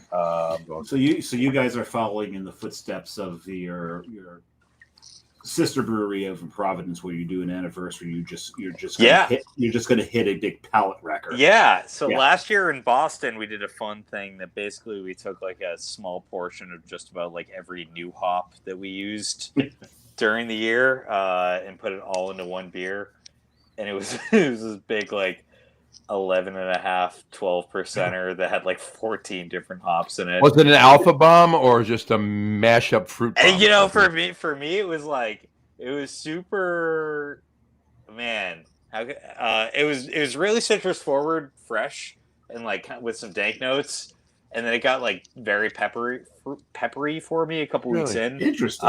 Which is not even something I hate. Was it green pepper or black pepper? I'd say green pepper. I'd hate to say like vegetable because it's generally not a word that like people associate with like good tasting beer. Yeah, but exactly, it's someone that as long as it wasn't a like 3-year-old coffee porter, it was. Yeah, I mean it was just a big hop bomb. It had a decent amount of sweetness to kind of balance out everything else. But that's awesome. Yeah, I think we'll be doing something similar. I haven't heard exactly what that is going to be, but I know we do have at least a hoppy beer anniversary planned for Boston specifically. We'll be doing some kind of event for Boston. So yeah, that's very cool. That is definitely cool. That is definitely cool. Because the last anniversary beer that I drank from Long Live was the 5.4. Oh man, hell yeah, going way back. And I drank it up on the catwalk. Nice. So because I'm just checking my check-in on Untapped. This is how I keep track of stuff. The pictures from up on the catwalk, and I called it a tropical fruit bomb pallet wrecker. So you guys are following in the footsteps. Love you're keeping the tradition. Gotta love it. You have any? Well, you know what? I'm ready for. I think I'm ready for a top 3 list. What do you think? I'm ready. I don't know if I'm ready. Think about it for a minute. Hold on. I'm ready. All right, he's ready. All right, I needed to get in the zone. Got to get a zone. Not the auto zone. Get in the zone. Yeah. Auto zone. Yeah, there you go. So let's do that. Well, we got a few other things to discuss, but let's jump to our top 3s. Our top 3 list tonight, and for those of you, I haven't said it in a while actually on the podcast, but for Brian's sake and anybody that hasn't heard this before, we do a top 3 list. Why do we do a top 3 list? One, when we do a top 3 list because when we started this, it was just the two of us. So top 3, 3 and 3, 1933, the repeal prohibition. Nice. That's where we got that. But the main reason is because Dave and I usually do 4, 5, or 6 in the top 3 with a bunch of honorable mentions anyway. So if we did a top 5 or a top 10, it would take way too long. So we keep it to 3. Hello, is this thing on? No, anyway. So yeah, top 3 list. So our top 3 list tonight. And did I put it? No, I actually didn't put it on there. So before I pop up what last week's was. Do you have to type it in? So I need to. No, I know, not at all. I just have to copy and paste. There we go. Oh. And save. And there we go. Our top 3 list tonight is top 3 favorite movies filmed in and around Boston. Yep. Top 3 favorite movies filmed in and around Boston. Brian. Well, good. I typed it into the tracker correctly. There you go. Brian, have at it. Start us off tonight. What are your top 3? So am I doing all 3 of these? Yeah. You Right, do cool. your list first. So yeah, 3, 2, 1. So, whatever. Any order you want to do it. 1, So 2, I 3, asked- 3, 2, 1, no order, whatever. I'll do 3, 2, 1 with the Sounds good. caveat that I was assuming that all of the quintessential Boston movies would have probably been snagged by you guys. So I was trying to be So we'll nice make a here. deal with you. If we bring one up that you think it should have been on your top 3, you let us know. And if I we will, don't, absolutely. And if we don't do it, if we don't hit one of those, then There's you've got no to be a brand. Departed. There's no The Town. There's no Good Will Hunting on my list. Tried to withhold those. But my number 3 is Fever Pitch, 2005. John and I were talking about I that also earlier. tried to throw in a beer related thing with each one of these choices I made to make it cohesive with the show. Mhm. But yeah, Fever Pitch is a 2005 romantic comedy starring Jimmy Fallon when they were still trying to make him a leading man in movies. Didn't work out. He may have found that his like niche, brief though. period of time before he laughed in every SNL skit, and he was on the Tonight Show circuit that he's currently been on. But yeah, man, I'm not even a sports guy, but I live close enough to Fenway Park, and it is, as far as like actually filmed on location, one of the better Boston movies. Maybe because a lot of it was filmed in my neighborhood.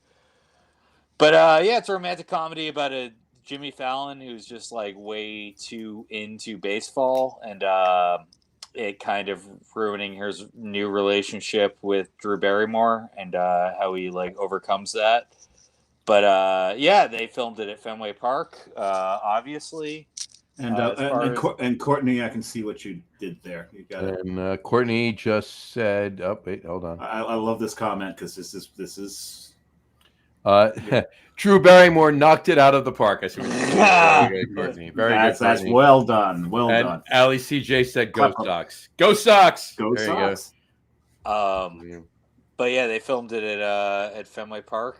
There's a bar I quite enjoy on Newbury Street in Boston. It was pretty quintessential for a lot of the scenes, called Sanzi.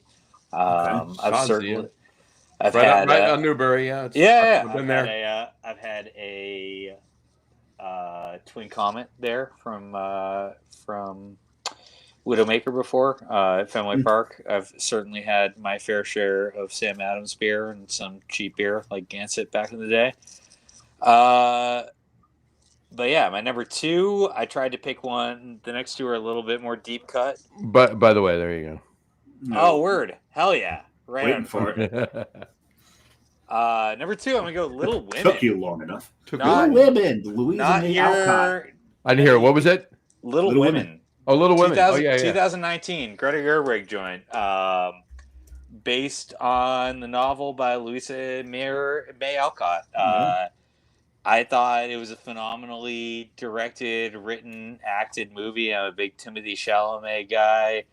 I'm a big Florence Pugh guy. But yeah, it was.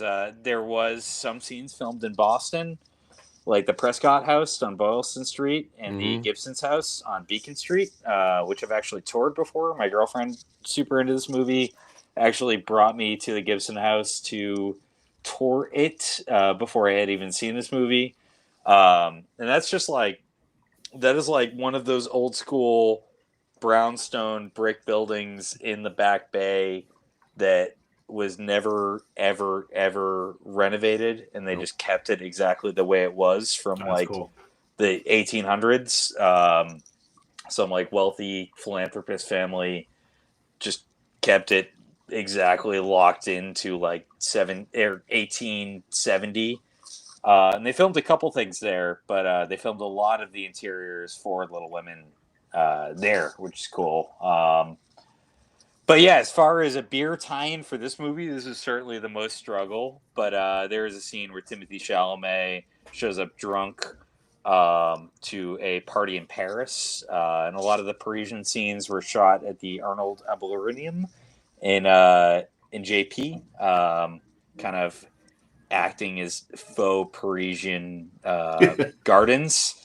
Right. A lot of this movie, like 75% of this movie, is filmed in Boston, even though it took place in like England and New York and Concord, Massachusetts.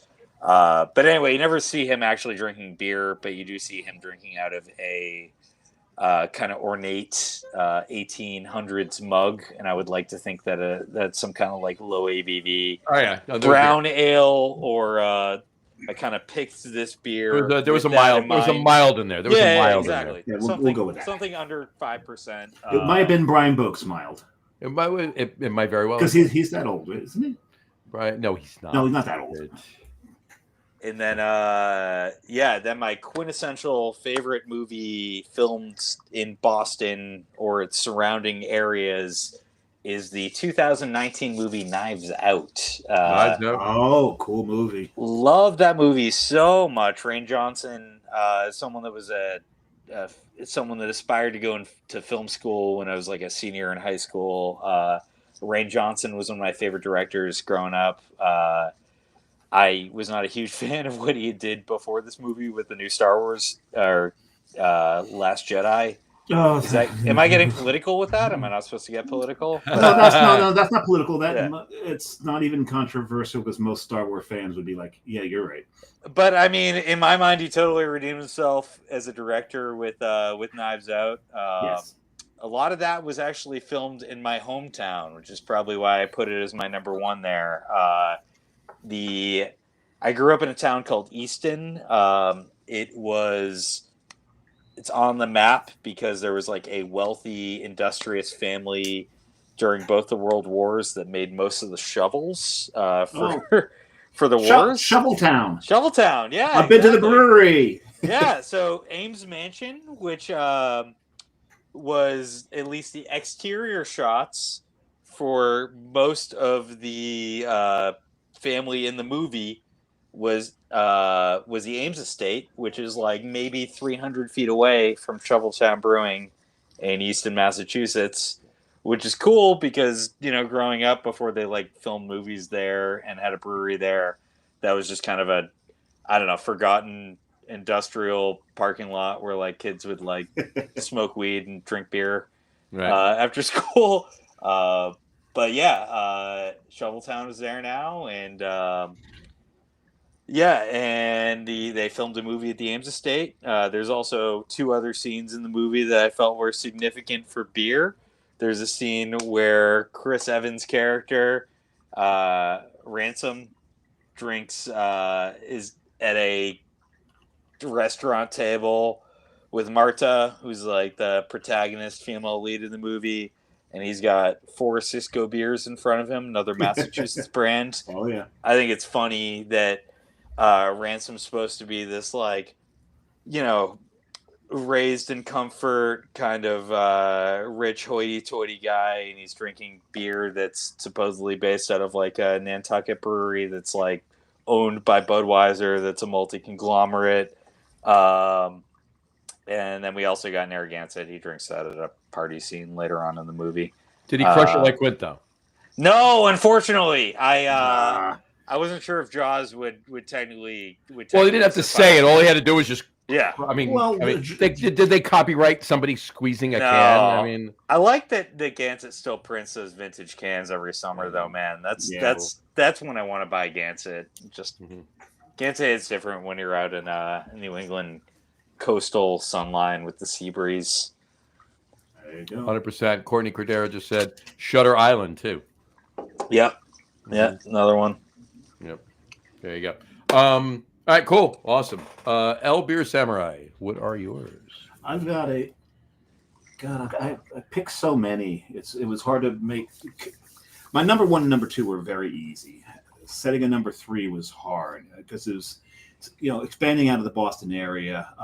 Hocus Pocus. Ooh, right. These honorable mentions these are honorable mentions. These are honorable mentions. I wish Hocus I thought Pocus of that. is such a fun movie. Yeah, and that's just north of Boston. You got because that's set in Salem. Up in Salem. Oh yeah, man. That's some good stuff going up there. And even like Highlander, there was like one flashback scene of a duel on Boston Common, where McLeod gets stabbed 6 times and doesn't die because he's a Highlander. He's the Highlander. The lighthouse is kind of New England. I don't know. So I left that one off because it's New England, but maybe not Boston area. We don't know what the lighthouse But is. he left it off, but he mentioned it, so he didn't leave it off. And I'll also mention, because it starts off in Boston, but Glory starts off in Boston because the unit is from Boston in that movie. So, but I'll go to my. But so for my number 3, well, make Hocus Pocus my number 3. That's my number 3. It's a good third. My number 2 is one of the ones that Brian mentions, one of the quintessential Boston movies, and that is Good Will Hunting. Yes, it started, it gave us Affleck and Damon, or Damon and Affleck, however you want to order that. But to me, that movie was made by... I think most people say Affleck and Damon. Because it's alphabetical. But Damon's older than Affleck. So. Yeah. And more beloved, I think. Yeah. But for me, it was just the performance by Robin Williams for me. Oh, yeah, man. He was, my God, the emotions that he poured out into that movie is why it's one of my favorite movies filmed in Boston, is because of his performance, hands down. But my number 1. There has to be a beer called "How Do You Like Them Apples?" Right? Every beer name you've ever imagined ever has been snagged by some brewery. Probably. So if no one is snagged, "How Do You Like Them Apples?" you should hop on that exactly right now. There you go. If not, at least a cider company in the area. Yeah, that's true. Maybe Far From the Tree will brew that, or maybe they did already. So yeah, who knows? But my number 1 is so easy, because it's not only my number 1 brewed in Boston, but brewed in Boston or filmed in Boston? I'm sorry, filmed in Boston. And there's a lot of drinking in this one. But it's probably my top 10 movies of all time is Boondock Saints. Ooh, nice. That is just, there's so many lines in that. Like, I'm oddly comfortable with that. I just love that line. It's like, let's kill them all. I'm strangely comfortable with that. And then just one of my favorite moments of that was like, do you think it's dead? After the cat explodes when they shoot it, do you think it's dead? That's just, I just love that movie. And Willem Dafoe in drag. And there's just so many great moments in that movie. So yeah, my absolute number 1 Boston movie, but top 10 movies of all time. And don't ever watch number 2. No, don't ever watch the sequel. Oh! I thought you meant don't ever watch your number 2. Why wouldn't anybody watch Good Will? No, don't watch Boondock Saints 2. It's just no. You don't want to do that. No, don't do that. Most sequels, some sequels you definitely want to watch. A lot of sequels you don't want to watch. Yeah, this is one of those that you do not want to watch. Because once you take the Italian guy out of it, what's the point? Yeah, it's he. For that movie, I don't mean that in anything else. I'm just saying. Yeah, but yeah, for that movie. Right. So, all right. On to you, Johnny. Mine. I got an honorable mention. First of all, is somebody pouring a glass of water very Do you slowly? have actually? To me, it sounds like there's an aquarium in the kitchen. I've got a. I'm sorry, my tiny little dog is a priss. Oh, and she have at it. Oh. Have at it. She insists on this cat water fountain thing for That's her awesome. water. That's what it happens is. to be That's right next to awesome. my computer desk. Love I it. Love it. apologize. Love it. Love it. Love it. I can unplug it. No, Please don't. Please don't. No, please don't. don't. No, please don't. I don't want you to. What kind of dog? I want you to bring it up to the table, and I want you to bring the dog up. She's a Carter Terrier. I might be able to get her. She's Corn Terrier like Toto? Yeah, exactly like Toto, actually. Lola, come over here. Yeah, if there's a dog, we need to see the dog. You can see the dog. Lola. We always need to see the dog. Always see the dog. Absolutely. There she is. There she is. She's a cutie. Absolutely. Say hi to the internet. She's like, what's going on? Where should I look? Where's my camera? Where's my camera? Is it camera 3, camera 2? Yeah, you ready Where's for my close cue? She's shy. What's her name again? Lola? Lola. Like Yeah. that. There you go. Ali CJ just said, hi, Lola, you're a star. There you go. Absolutely. Hi, Lola. You got it. All right. My honorable mention is my favorite. My honorable mention for this is my favorite movie, my favorite baseball movie of all time, and that's Field of Dreams.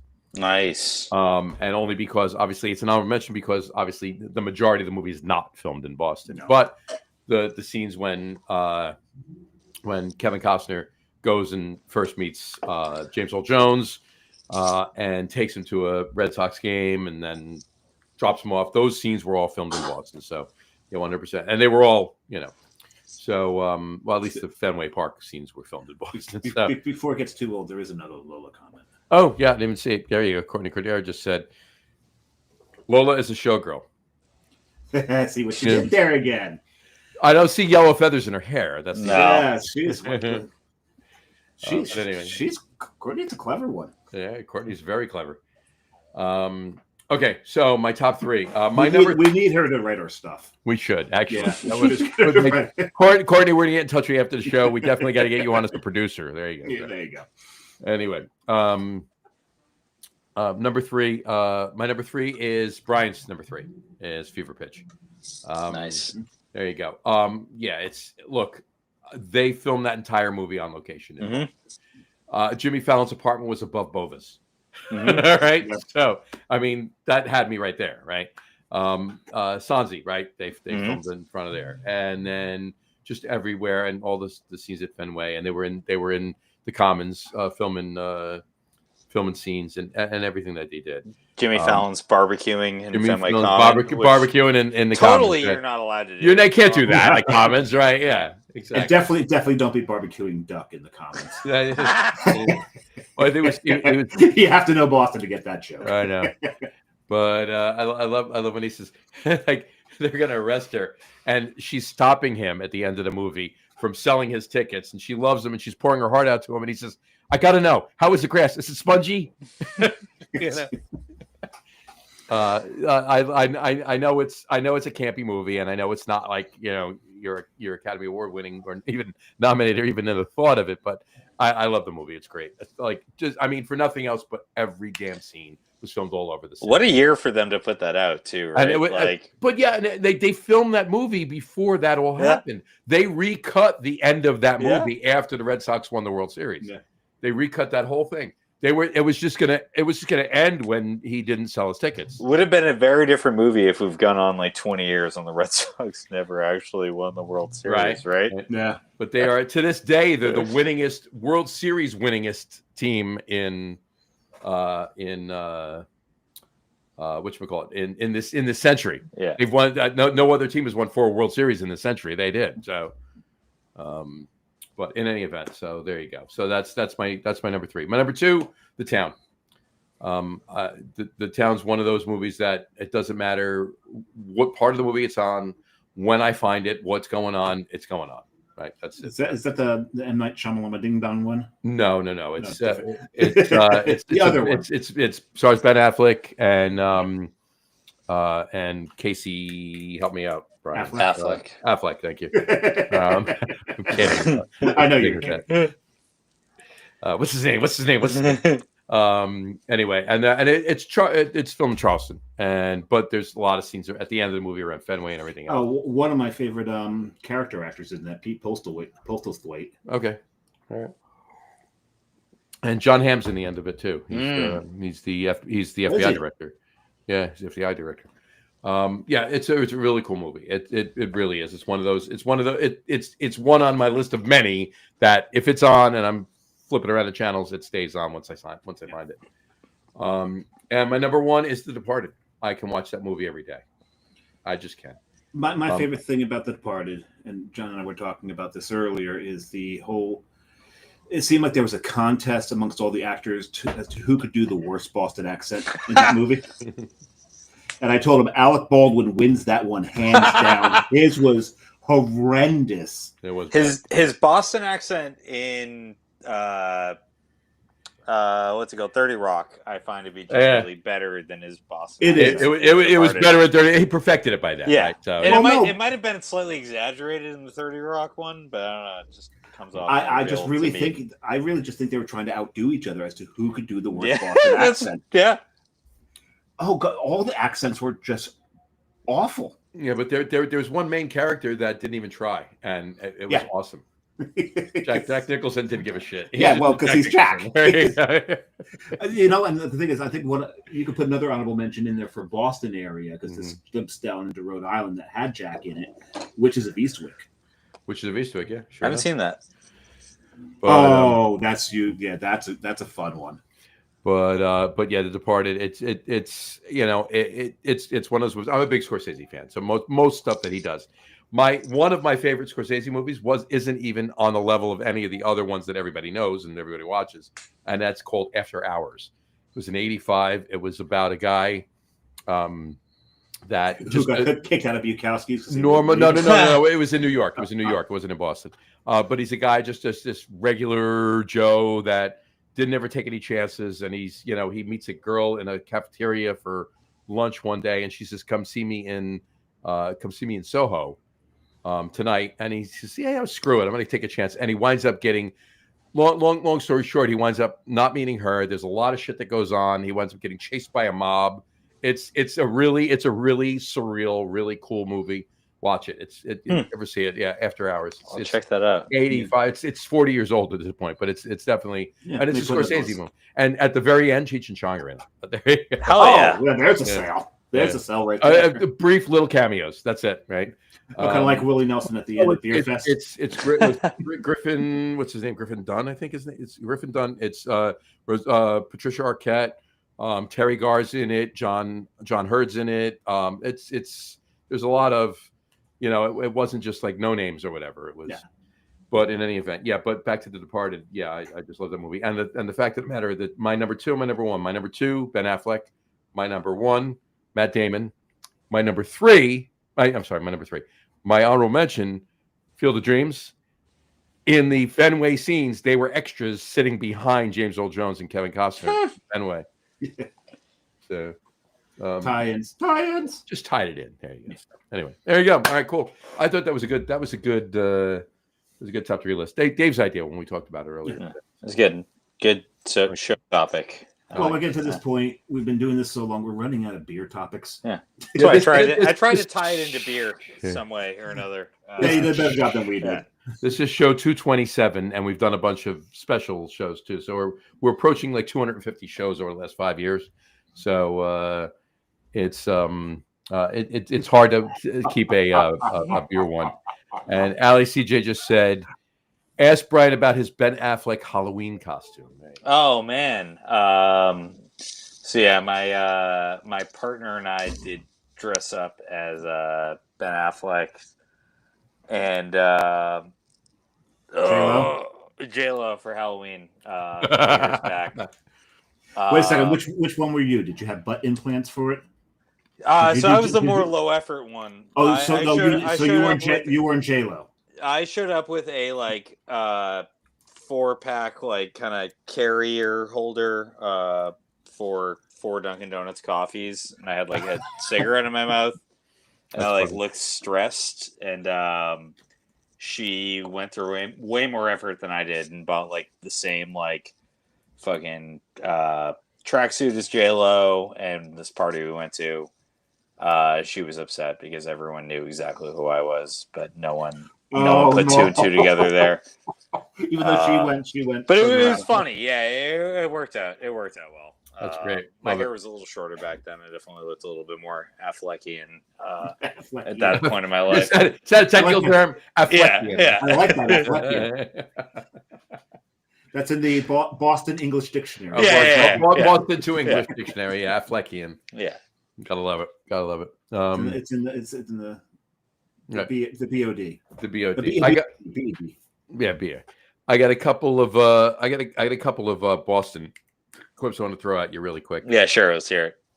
Hey, what's your favorite craft beer bar in Boston? Ooh, in Boston proper. I'm not talking about anywhere else. Just does Boston. Brookline count as Boston proper? No, let's go with just Boston proper. No, not Brookline.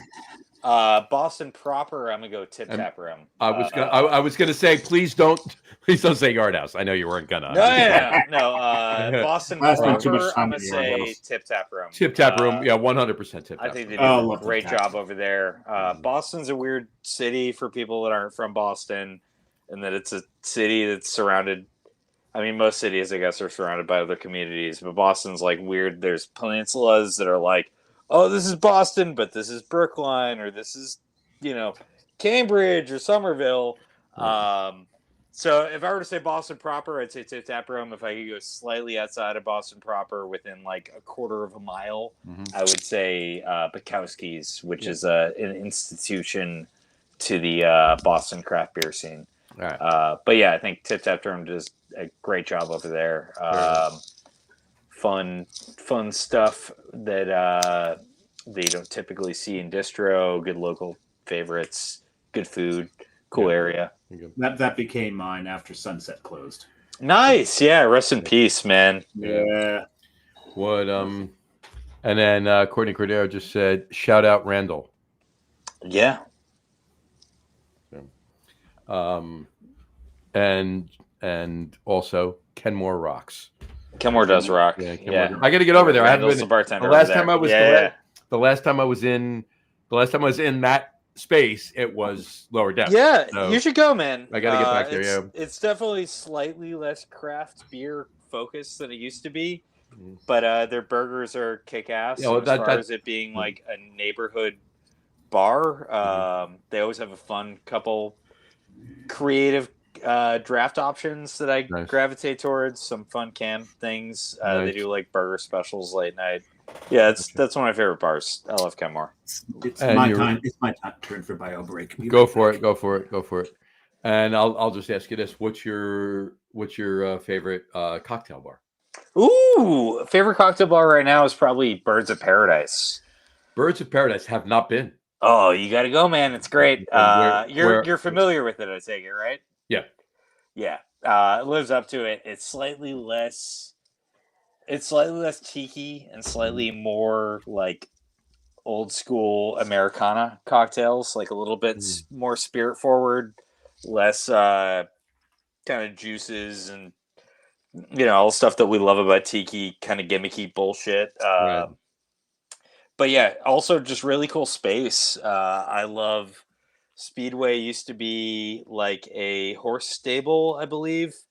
In Alston, Brighton, in Boston, and they've turned it into like an incubator for up and coming businesses and bars and restaurants and stores.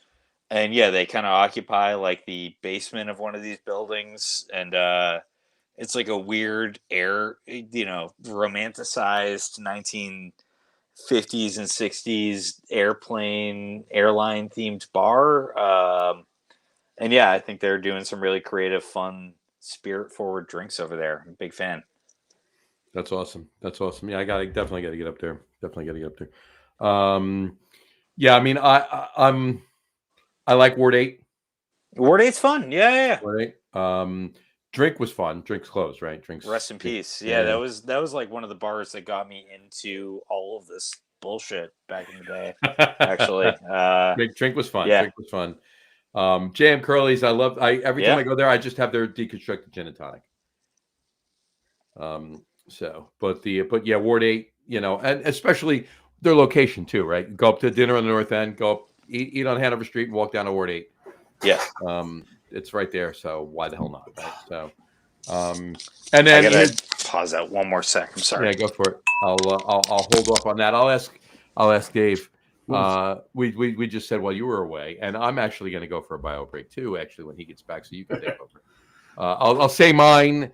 We'll talk, and then I'll go while you guys talk. But what I asked Brian was his favorite cocktail bar in Boston. See, I have not hit a lot of cocktail bars in Boston. A lot of my trips up to Boston were before I was really deeply into craft beer. That's when my brother lived there. It was like right after college. Right.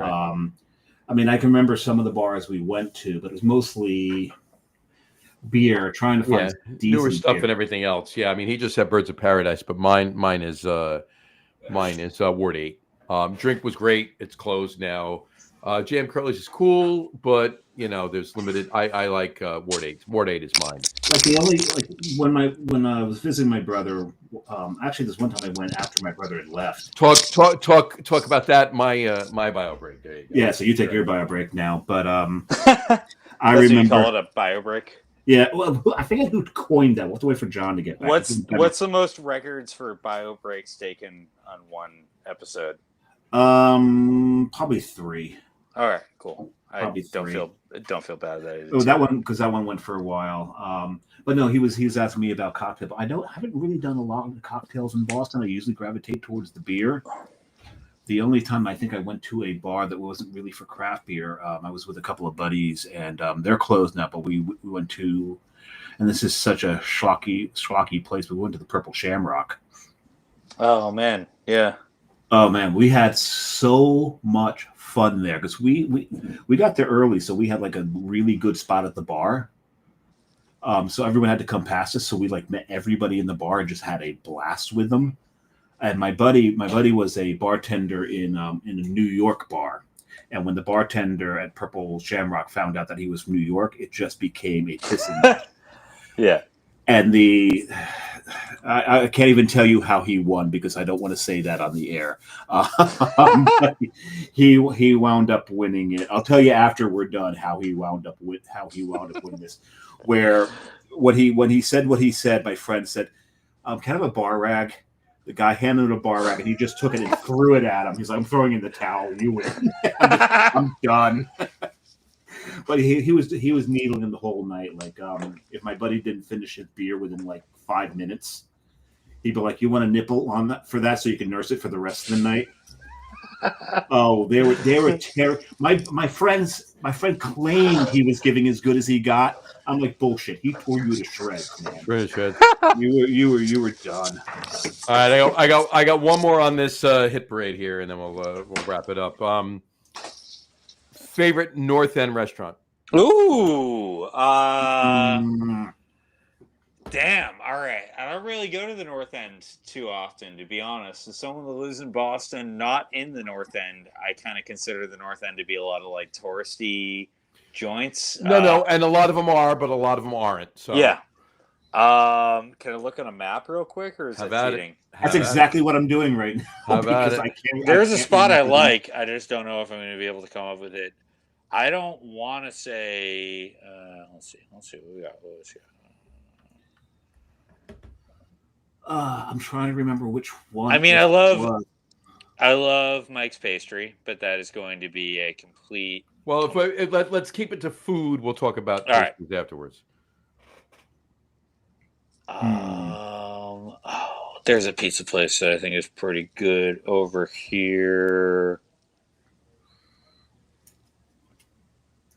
I like Neptune Oyster Bar. Actually, that's gonna be my answer. I like Neptune Oyster a lot. Yeah, man. As someone that lives in Boston, North End is really not one of those neighborhoods I go to all too often. I'm sure my girlfriend in the other room is screaming right now. But some Italian place I didn't come up with that is probably important to both of us. Neptune Oyster is great, and it's Ernesto's Pizza is very good. It's right next door. But Neptune Oyster is fine. For me, it's Ponza. I love Ponza on Hanover. They have awesome sauce, and I don't mean they have awesome sauce, like awesome sauce. They have awesome sauce. Their mussels are fantastic. The bread is ridiculously good. And there's a few dishes that I get. I rotate through them anytime I go there. But I've been going to Ponza for like 15 years. It's nice. It's great. And Dave, anything, or you want to add? I can't remember the name of it. I can't remember exactly where it was, but I remember I was in Boston. I was opening a store for the jewelry store that I work for, and we had this one guy from Florida who had come up to help out with it. He ran one of our stores in Florida. Sure. And we walk in. They sit us at this one table, and it's germane to the story. But this guy and I Jermaine Jackson. No, but it's relevant to the story. But it's Tito to the story. It's Tito to the story. But he's a gay guy. He's got a husband. Him and I got along great. We sit down. Courtney said Neptune Oyster. Yeah, she knows it was good. So they bring us the wine list. And he looks at me and goes, "I don't know too much about Italian wine. You're going to have to pick." So I pick a Montepulciano because I like Montepulciano de Perusos. And the waiter brings it. He shows it to me. He goes, "Signor," and he shows it to my friend. He goes, "Signora." And my friend looks at him like, and the waiter turns beet red because now he thinks he's offended. And my friend goes, "No. I just don't know how you picked up on that so quickly. We haven't talked to each other. So we're at this one almost communal table. There's two couples sitting next to us. And I'm sitting next to one of the wives, and she's hanging on me the whole time. And it's like, I really don't know what's going on. And when we leave, walking down the street, I said to him, don't you think it was weird that she was hanging me on me the whole time and her husband didn't mind? He looks and goes, and puts his hands on his hips dramatically. He goes, David, they thought we were together. Mm-hmm. And I look at him and go, I could do worse. He goes, yes, you could. Yes, you could. But I think it's mostly the memories of that place because of those things and the time I spent with my friend and the jokes that came out of it that I enjoyed that place so much. And I just can't remember. I know it was on Hanover. Mm-hmm. So I don't know if it was Brico or Aria, but it was somewhere along those lines. Gotcha. Right in that area there. So not too far from what's the window that you can get your cannolis at? Mike's Pastry or Modern Pastry. Well, that's what I was going to say. Here's now. So the window's Mike's Pastry was. You got to go to Mike's Pastry. That's yeah. I'm sorry. No, I don't mean to offend anybody. If you like Mike's, have at it because Mike's is great. Mike's is. If I were to order, and the cannolis are good. Yeah. Right? It's not like they're bad. It's not like don't go there. But I was always a modern guy. Right. I am too. I think that truthfully, I think they're both like S tier or high A tier and S tier. Right. I could say that Mike's would probably be the only one that I could Uber Eats at this very second and get delivered to my apartment in 25 minutes, and they have a couple locations. Right. But Modern's always felt more like the less corporatized kind of more family run. I would rather business. I would rather. Go I think they're both great. I think they're similar style of cannoli too, and they're both quite busy. Well, that's the thing. Years ago, Modern wasn't. Yeah. Yeah. And by Mike's, there would be a line 3 blocks long, and you walk into Modern, just get your cannoli and go, right? Yeah. So and then word got out, and it's just as long over at Modern, right? So now I just walk up to Bova's. Where do you go? Bova's. What's Bova's? Bova. It's 2 blocks. It's a block and a half down from Mike's Pastry, and you make a right, like you're going down Hanover back towards back down out of the north end, and you make a right and you go up 2 blocks, and it's on a triangle. It's where, like I said before, where it's the building that Jimmy Fallon lived above in. Gotcha. Okay. Cool. Cool. Bova's Pastry, and they're 24 hours. That's the thing too. Ooh, so for some reason I'm up in the north end, and it's 3 o'clock in the morning. I'm going to Bova's. And it's not just cannolis. You can get sandwiches. You can get the fantastic Italian deli too in there too. So Bova's. I think by knowing now where Mike's Pastry is and looking at the map, I think it was Florentine Cafe that we were at. That sounds familiar. I'm almost positive because we were brought in through a side door. I don't know why. I really don't know the story as to why we were brought in the side door. I think we were just standing out there trying to figure out what to go, and I think one of the waiters grabbed us and said, "No, come in here." The place was busy. If you go up the block between where Ponza is and where Mike's is, it's Prince Street. If you go up Prince Street, just a block, and it's on a triangle right there. Yeah, that's Bova's. Okay, so it's Prince Street and Salem Street. It's on. Cool. I might have that on my list. Okay, so going east. Going west from going west. West. From Hanover. Oh, there it is. Yeah, Bova's is great. So anyway, all right, cool. All right, so what events are coming up for? Jazz every Thursday night, which is cool. Nice. Sponsored by our landlord, which is Feldman Geospatial. They own the building. You said that he's a former Berkeley. Michael. I almost went to Berkeley. Oh, sick. I mean, many moons ago, but I almost went to Berkeley. And I always say, and as much as I love Boston, had I gone to Berkeley, I would have never moved back to Jersey. Yeah. I would have just stayed up there. It's a Yeah, it's an awesome scene, and we're super close to Berkeley. We're within a mile of like the campus area It's right, over it's there. right there, right Yeah. up Boston. It's Mass right- Ave, right? Yeah, Yeah. exactly. But yeah, our landlord who owns the business, a family-run business, been around for like 75 years at this point. He went to Berkeley back in the day. Super passionate about the Boston music scene and Boston jazz scene. That was definitely kind of one of his mission statements on helping us kind of making some regular programming for the space. So Thursday night jazz. Yeah, every Thursday night we do jazz. Some student bands, some traveling musicians. We get like Grammy nominated jazz musicians like at least once or twice a month in the space, which is dope. But yeah, we have Mango Blue, which is a Cuban kind of mariachi or like Latin jazz band coming up next month, which is dope. But yeah, it's our regular music that we have in the tap room. We do live vinyl every Monday. Monday is a pretty quiet day in the tap room as it is for most breweries. It's usually either me or one other dude that's working it, and we just spin vinyl all day long in the tap room. So if you ever come through Long Live Boston, you have any records you want to spin, feel free to bring it with you. It's like an open turntable. And yeah, we have our second anniversary coming up soon in Boston, which is exciting. Should be announcing details on that soon. But yeah, either end of May, early June for that guy. So Yeah. watch the website. Watch the site and the Instagram and all that stuff. Nice. Sounds like a plan. And one more comment. There we go. Courtney said Giacomo's restaurant is great too. Probably also in the North End. Giacomo. Yeah, Giacomo. Giacomo. You would think like you're not half Italian. I was trying to be Giacomo. I can say Giacomo. You got to do it this way. Yeah. It goes this way.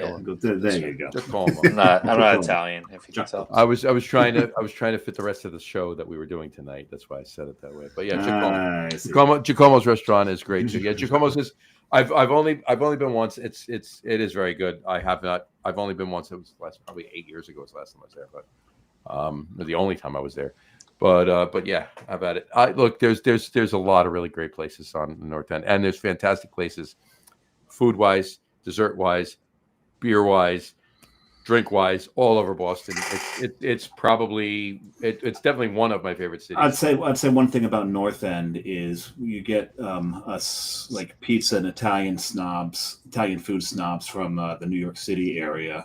Outside of Italy and the tri-state area down here, North End is probably one of the only other places that will actually eat Italian. Oh man. And to be quite honest with you, anybody in New York in the New York metro area that tells you that Little Italy in Manhattan is where you need to go for the best Italian food, they're lying to you because Arthur Avenue in the Bronx is where you need to go. Mm-hmm. Might be a hot take, but as someone that lives in Boston, I think the best Italian and pizza isn't in the North End right now. Is it? Where is it? Somerville, Cambridge, man. That's where the best. Yeah. You know what? Yeah. Boston is, you know what? Somerville has some fantastic spots Somerville's too. got great What's the one? It's in Somerville. It's a brewery, but a coffee shop too. Remnant. Yeah. We love Remnant. Remnant. Yeah. Remnant's great. Remnant. Yeah, I used to live right next door to that spot. Cool. That's a cool little courtyard too in there. Yeah, dude. Bow Markets. Anytime anyone visits Boston, that's one of like the top 5 things I recommend they visit. Absolutely. Cool brewery, great regional style of pizza, best natural wine bar in Boston.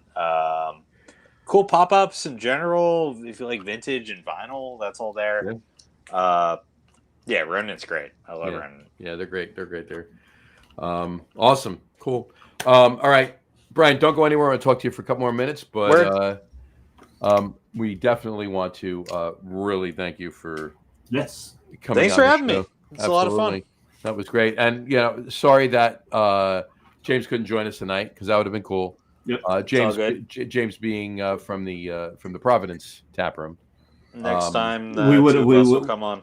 Next time we'll reschedule one. We'll do one with James. I'd love that. We'll do it. Absolutely. We would have doubled on Slack till it happens. We would have doubled the length of the show between John talking about Boston. I'd be talking about Providence the whole Providence, time. right? Yeah, exactly. Yeah.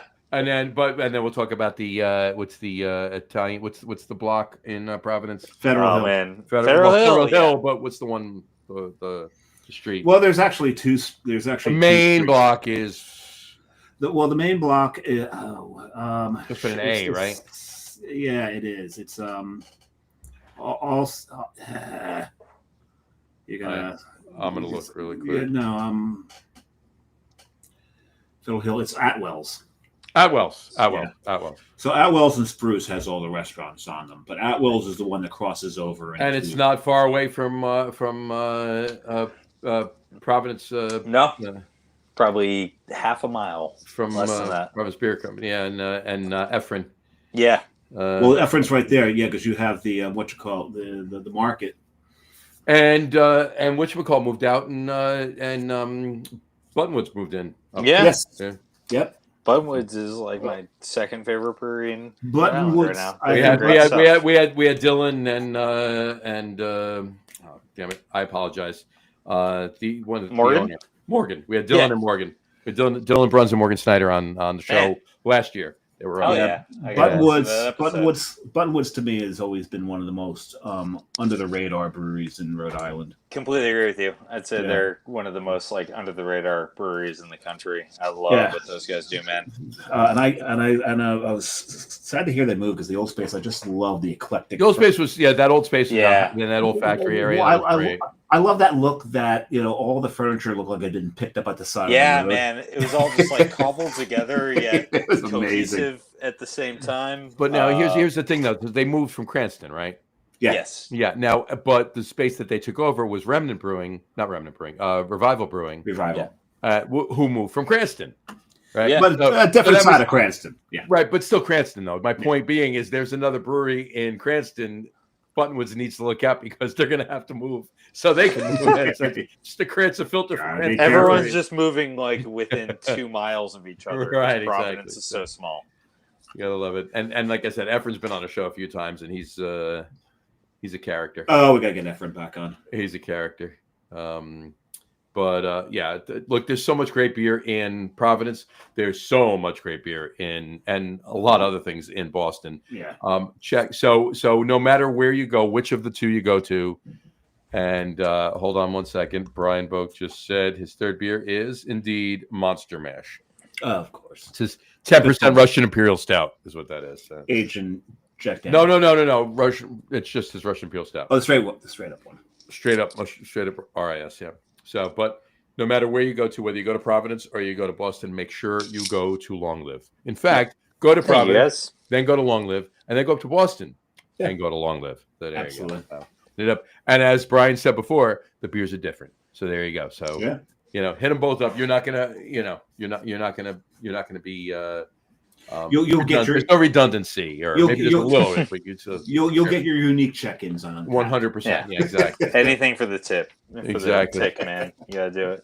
100%. All right, Pete, guys. Well, what are you drinking there now?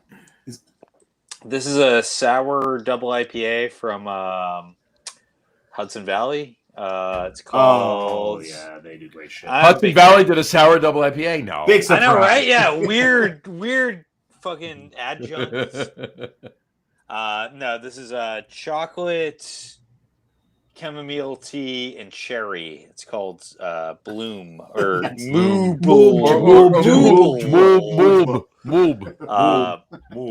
No, this is one of my favorite breweries in the world. I love these guys. Hudson Valley's great. Yeah, they're anytime I see cans from them, I buy them, and they're awesome. Gotta love it. And love the town that they're in. Yeah, me Beacon's too. Great. Beacon's dope. Beacon's fantastic. Beacon's awesome. Beacon's got like the only Doctor Who themed restaurant in the country. What is that? It's the tea room. The tea room. It's named after the prison that they put Doctor Who in. I gotta visit that. Oh, it's so cool. I've only ever been to Hudson Valley and the draft industries there, but no, you got to get it. Just keep going north. Keep going north. I love weird themed places. So, it's man, that's right up my alley. It's so timey-wimey. It's great. Yeah, but Beacon's a really cool town. Beacon's a really cool town. You gotta get down there. All right. Like I said, Brian, stay on for a minute. We'll talk to you afterwards. Yeah. Thank you so much for coming on. We really appreciate it. We'll definitely reschedule you and James both and get you both back on. Sounds But on great. that note, we will wrap up the show for today. We thank everyone for watching. And for those of you just listening to the audio podcast, thank you for listening. Don't forget to visit our website, www.logroom.com. That's LAGERROOM.com. And please remember, like us and follow us on all of our social media, Facebook, Twitter, Instagram, and of course our YouTube channel. I keep saying Twitter, it's X now. And of course our YouTube channel, all of them are No one at cares. The Lager Room. No one cares anyway. I know. Remember, we go live with the video podcast on Facebook, YouTube, X, and Twitch every Tuesday night around 6:30 p.m. Eastern Time. And for those of you who just want to listen to the audio podcast, you could do so on our audio host, Spreaker, as well as iHeartRadio, Apple Podcasts, Spotify, Odyssey, Audible, Pandora, Amazon Music, iTunes Music, YouTube Music, TuneIn, Podcast Addict, CastBox, Deezer, Podchaser, Listen Notes. Pretty much anywhere you can find audio podcasts, you'll find the Lager Room Guys Craft Beer Podcast. And if you haven't done so already, please subscribe to one of those feeds, and you will never miss a show. Again, thanks for following along with us. Have a great rest of your week. Have a wonderful weekend. Brian, again, thanks for coming on. Thanks for having me. Let everybody know 8.6. That was an 8.6. Thank you. That was an Is that good? 8.6. Is that good? Well, I don't know. No, I judge his outro. Oh, word. All right, cool. And I gotta, wow, I gotta see if that does that do it for me too. Yeah. No, it just doesn't. No, for it only Brian. did it for him. That is Wow. interesting. Cool. There you go. There's got to be some setting or something. No, Yeah, no. I Well, don't know. he's on Apple. Well, you're on Apple. This is a I'm Mac on thing. Apple. You're on a Mac guy too? I'm on a Mac. I'm on a Mac. Hello. I don't know. I don't know. It's not working anyway. Maybe you Anyway. need to activate something. I don't know. We'll All right. figure it out. Thank you for having me, guys. Yes, Appreciate absolutely. it. Thanks for coming on. Let everybody know what Long Live. We appreciate you coming on, and we're going to reschedule with James. But on that note, have a great rest of your week. Have a wonderful weekend. Drink a lot of beer, but drink responsibly. And we will talk to you soon, folks. Talk to you next Later. week. Enjoy. Bye. Okay.